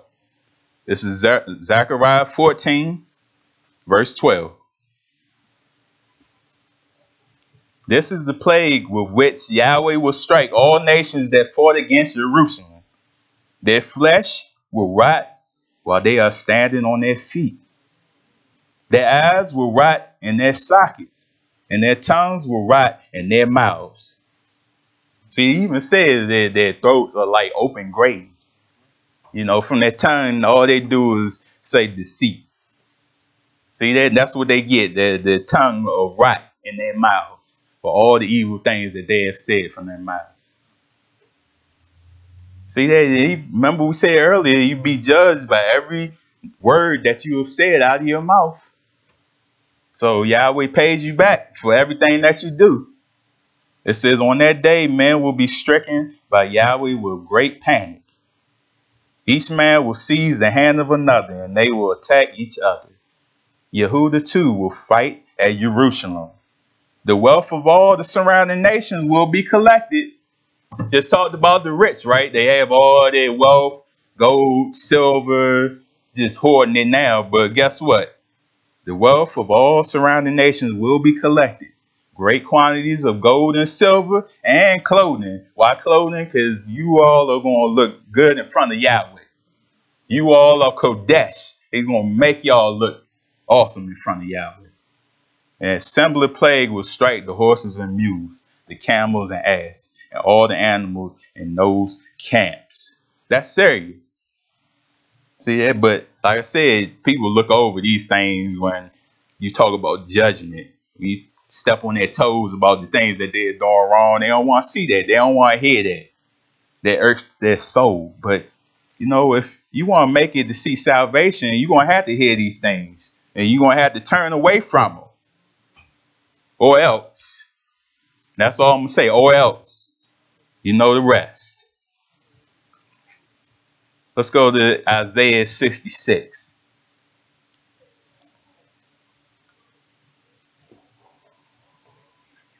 Yeshua 66:22 says, as the new heavens and the new earth that I make will endure before me, declares Yahweh, so will your name and descendants endure.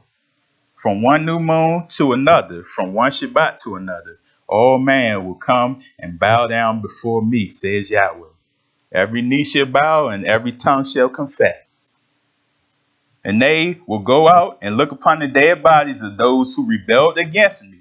Their worm will not die, nor will their fire be quenched, and they will be loathsome to all man. See that? Those that didn't want to follow Yahweh, those that hated Yahweh, you can see those people burning in that lake of fire, and that smoke is going to be continually coming up, and that vessel is not going to burn up. It's going to continually sit there and burn forever and ever. Now, you got to have done some terrible things in this lifetime that Yahweh had to throw you in the burning lake of fire and let you burn forever and ever. But people deserve it. The things that they have done in this earth. Yahweh ain't going to let it go. They going to want to, like I said, the rich man and Lazarus. He talked about how he just let him dip his finger in the water to relieve the heartache that's going on in this vessel. And he told them, "No, you can't come over here, and we can't go over there. It's a chasm." So they get to see you up there and get to see what they could have had. See, that goes along with the pain and suffering. See, you could have had that, but you chose not to. So Yahweh lets you see all the joy and all the things that you were going on in that kingdom, and while they're burning in that burning lake of fire. See that? But Yahweh does not play. Let's go to the book of Luke.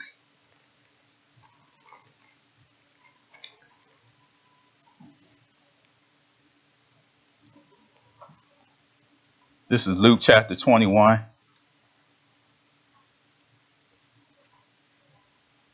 Starting at verse 25. Talked about the signs, Israel. He give you, see, he don't leave Israel out to fail. He don't let you go out and just figure it out on your own. He give you different signs of things to come. We just had to open our eyes to it and know. And when we see it, we know these times are drawing near. Luke 21:25 says, there will be signs in the sun, moon, and stars. On the earth, nations will be in anguish and perplexity at the roaring and tossing of the sea. Men will faint from terror, apprehensive of what is coming on the world. For the heavenly bodies will be shaken. See that? A lot of people ain't going to know what's going on. What is this havoc that's coming on to the earth? But it says it right in his Torah, what's coming. But like I said, people are going to be shocked when these days come. At that time, they will see the Son of Yahweh coming in the cloud with power and great glory. And when these things begin to take place, stand up and lift up your heads, because your redemption draweth nigh. See that? When things start getting bad, you about to give up, Yahweh steps in. He's like, "No, don't give up. I'm here. I'm here to redeem you." So it says in verse 34, be careful, or your hearts will be weighed down with dissipation, drunkenness, and the anxieties of life. See, that's the thing. Well, us as a people, we get stressed out, depressed. We go to different things like that's going to take the pain away. Drugs, alcohol, those things are going to still be there when you come off your high. So that ain't nothing but just trying to relieve you for that certain amount of time, but it's not going to do anything but destroy your vessel anyway. But he says, don't go to those things when times get hard. Go to Yahweh.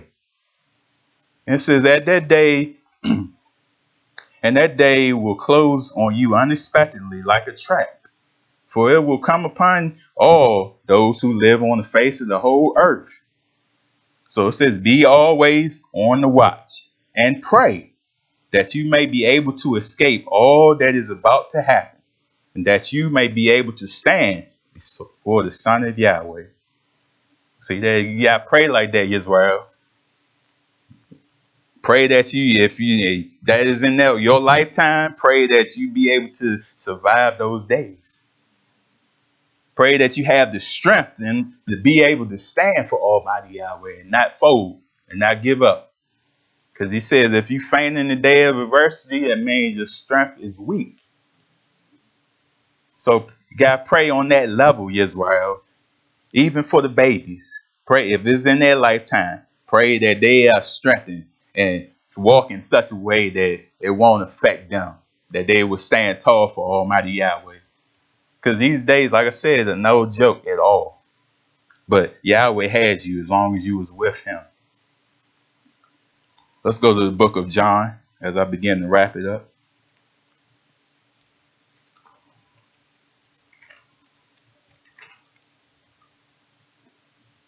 Even think about even Yahshua HaMashiach, when his day was about to come, where they was about to put him to death. And he had his disciples with him. And he went out to pray. Told them to keep watch. But when he came back, what were they doing? They were sleeping. We can't sleep on the job, Israel. He says always watch and pray. Don't let nothing go past you, Israel. Continue to watch and pray. Let's go to John 17, verse 13. This is beautiful how Yahshua HaMashiach, he prays for you and I. And he prays to Abba Yahweh. So if he prays this to you for you and I, it's already done, Israel. 17:13 says, I am coming to you now, but I say these things while I am still in the world, so that they may have the full measure of my joy within them. I have given them your word, and the world has hated them, for they are not of the world, any more than I am of the world. And my prayer is not that you take them out of the world, but that you protect them from the evil one. See, that's done. So if you stay with Yahweh, you sincere with Yahweh, Yahweh is going to protect you from the evil one, Shaitan. As long as we believe that, Israel. Now it says, they are not of the world, even as I am not of it. Sanctify them by the truth. Your word is the truth. As you sent me into the world, I have sent them into the world. For them, I sanctify myself, that they too may be truly sanctified. See, they are Kodesh people, people that are set apart. How you set yourself apart? By doing what Yahweh says and not doing what the world does. The world should look at you like you strange because you're not doing what they doing. But we should also look at them like they strange because they not doing what Yahweh said.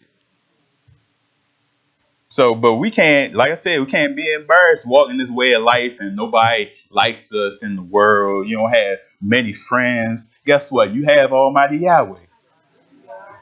And that outweighs anybody on the face of this earth. I'd rather have Yahweh with me than no friends at all. Who cares about friends? If they not going to abide by this, then so be it. I'm rolling with Almighty Yahweh. Let's go to Colossians, and I'll soon be done.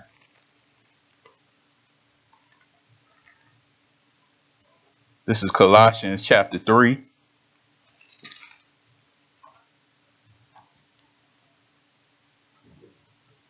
Verse 23. 3:23 says, whatever you do, work at it with all your life. That's working for Yahweh, not for men. since you know that you will receive an inheritance from Yahweh as a reward. Right, Israel? You want to work for Almighty Yahweh with all your heart, not for men. Man ain't going to give you nothing. What is man going to give you that outweighs Yahweh? Nothing. Like I said, all they do is give you pain and heartache. But Yahweh guarantees you an inheritance as a reward. It is Hamashiach you are serving. Right, Israel? Anyone who does wrong will be repaid for his wrong. And there is no favoritism. So ain't no trying to bribe Yahweh. Ain't no, okay, he is of me. He going to let me in. No, it's none of that. It's being obedient to Almighty Yahweh. That's who he's going to let in. We can try, because this world is always about bribes and trying to get in, trying to get a hookup. But that ain't going to work with Almighty Yahweh. You can try that all you want. But if you're not obeying Yahweh, you're going to be outside looking in. All right, so let's go to book of Ecclesiastes.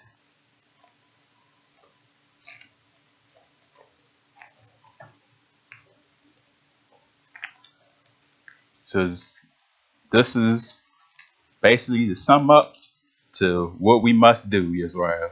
Ecclesiastes 12, verse 13. It says, fear Yahweh and keep his commandments, for this is the whole duty of man.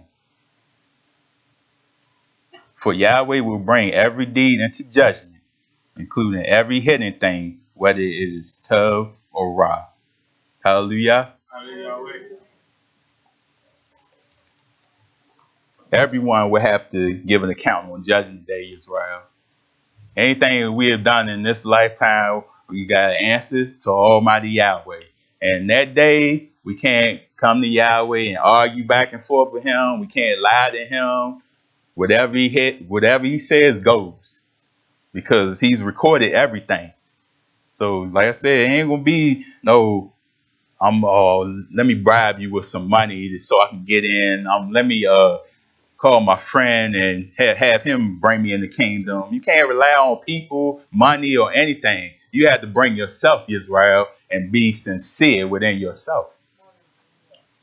That's all that's going to count. It's going to be you and Yahweh face to face. Not your mom, not your dad, your sister, brother.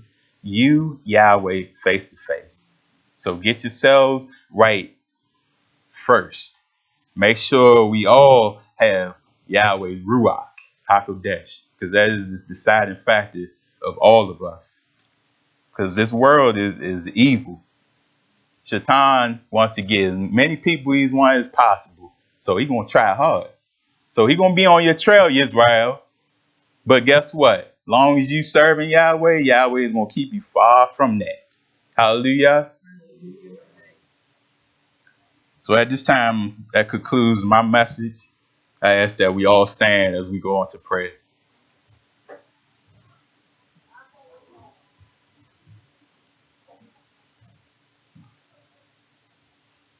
Yahweh, we told you for your word is food for our vessels. Yahweh, we told you for all the tough things that you have waiting for us in your kingdom.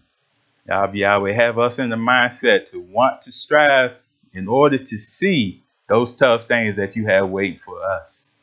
Yahweh, don't let anything distract us off the way. Anything in the world go in our ears to tell us this is not the way. But Yahweh, strengthen us in such a way that those things that come against us in the world don't even bother us. That we be able to stand tall and know that you will be waiting for us with open arms in that kingdom. And Yahweh, continue to dash down any amount of wickedness, any amount of hate in this world, and show the demons, show those spirits of Shaitan that you are not to be played with. In Yahshua HaMashiach's name we pray. Hallelujah. Hallelujah.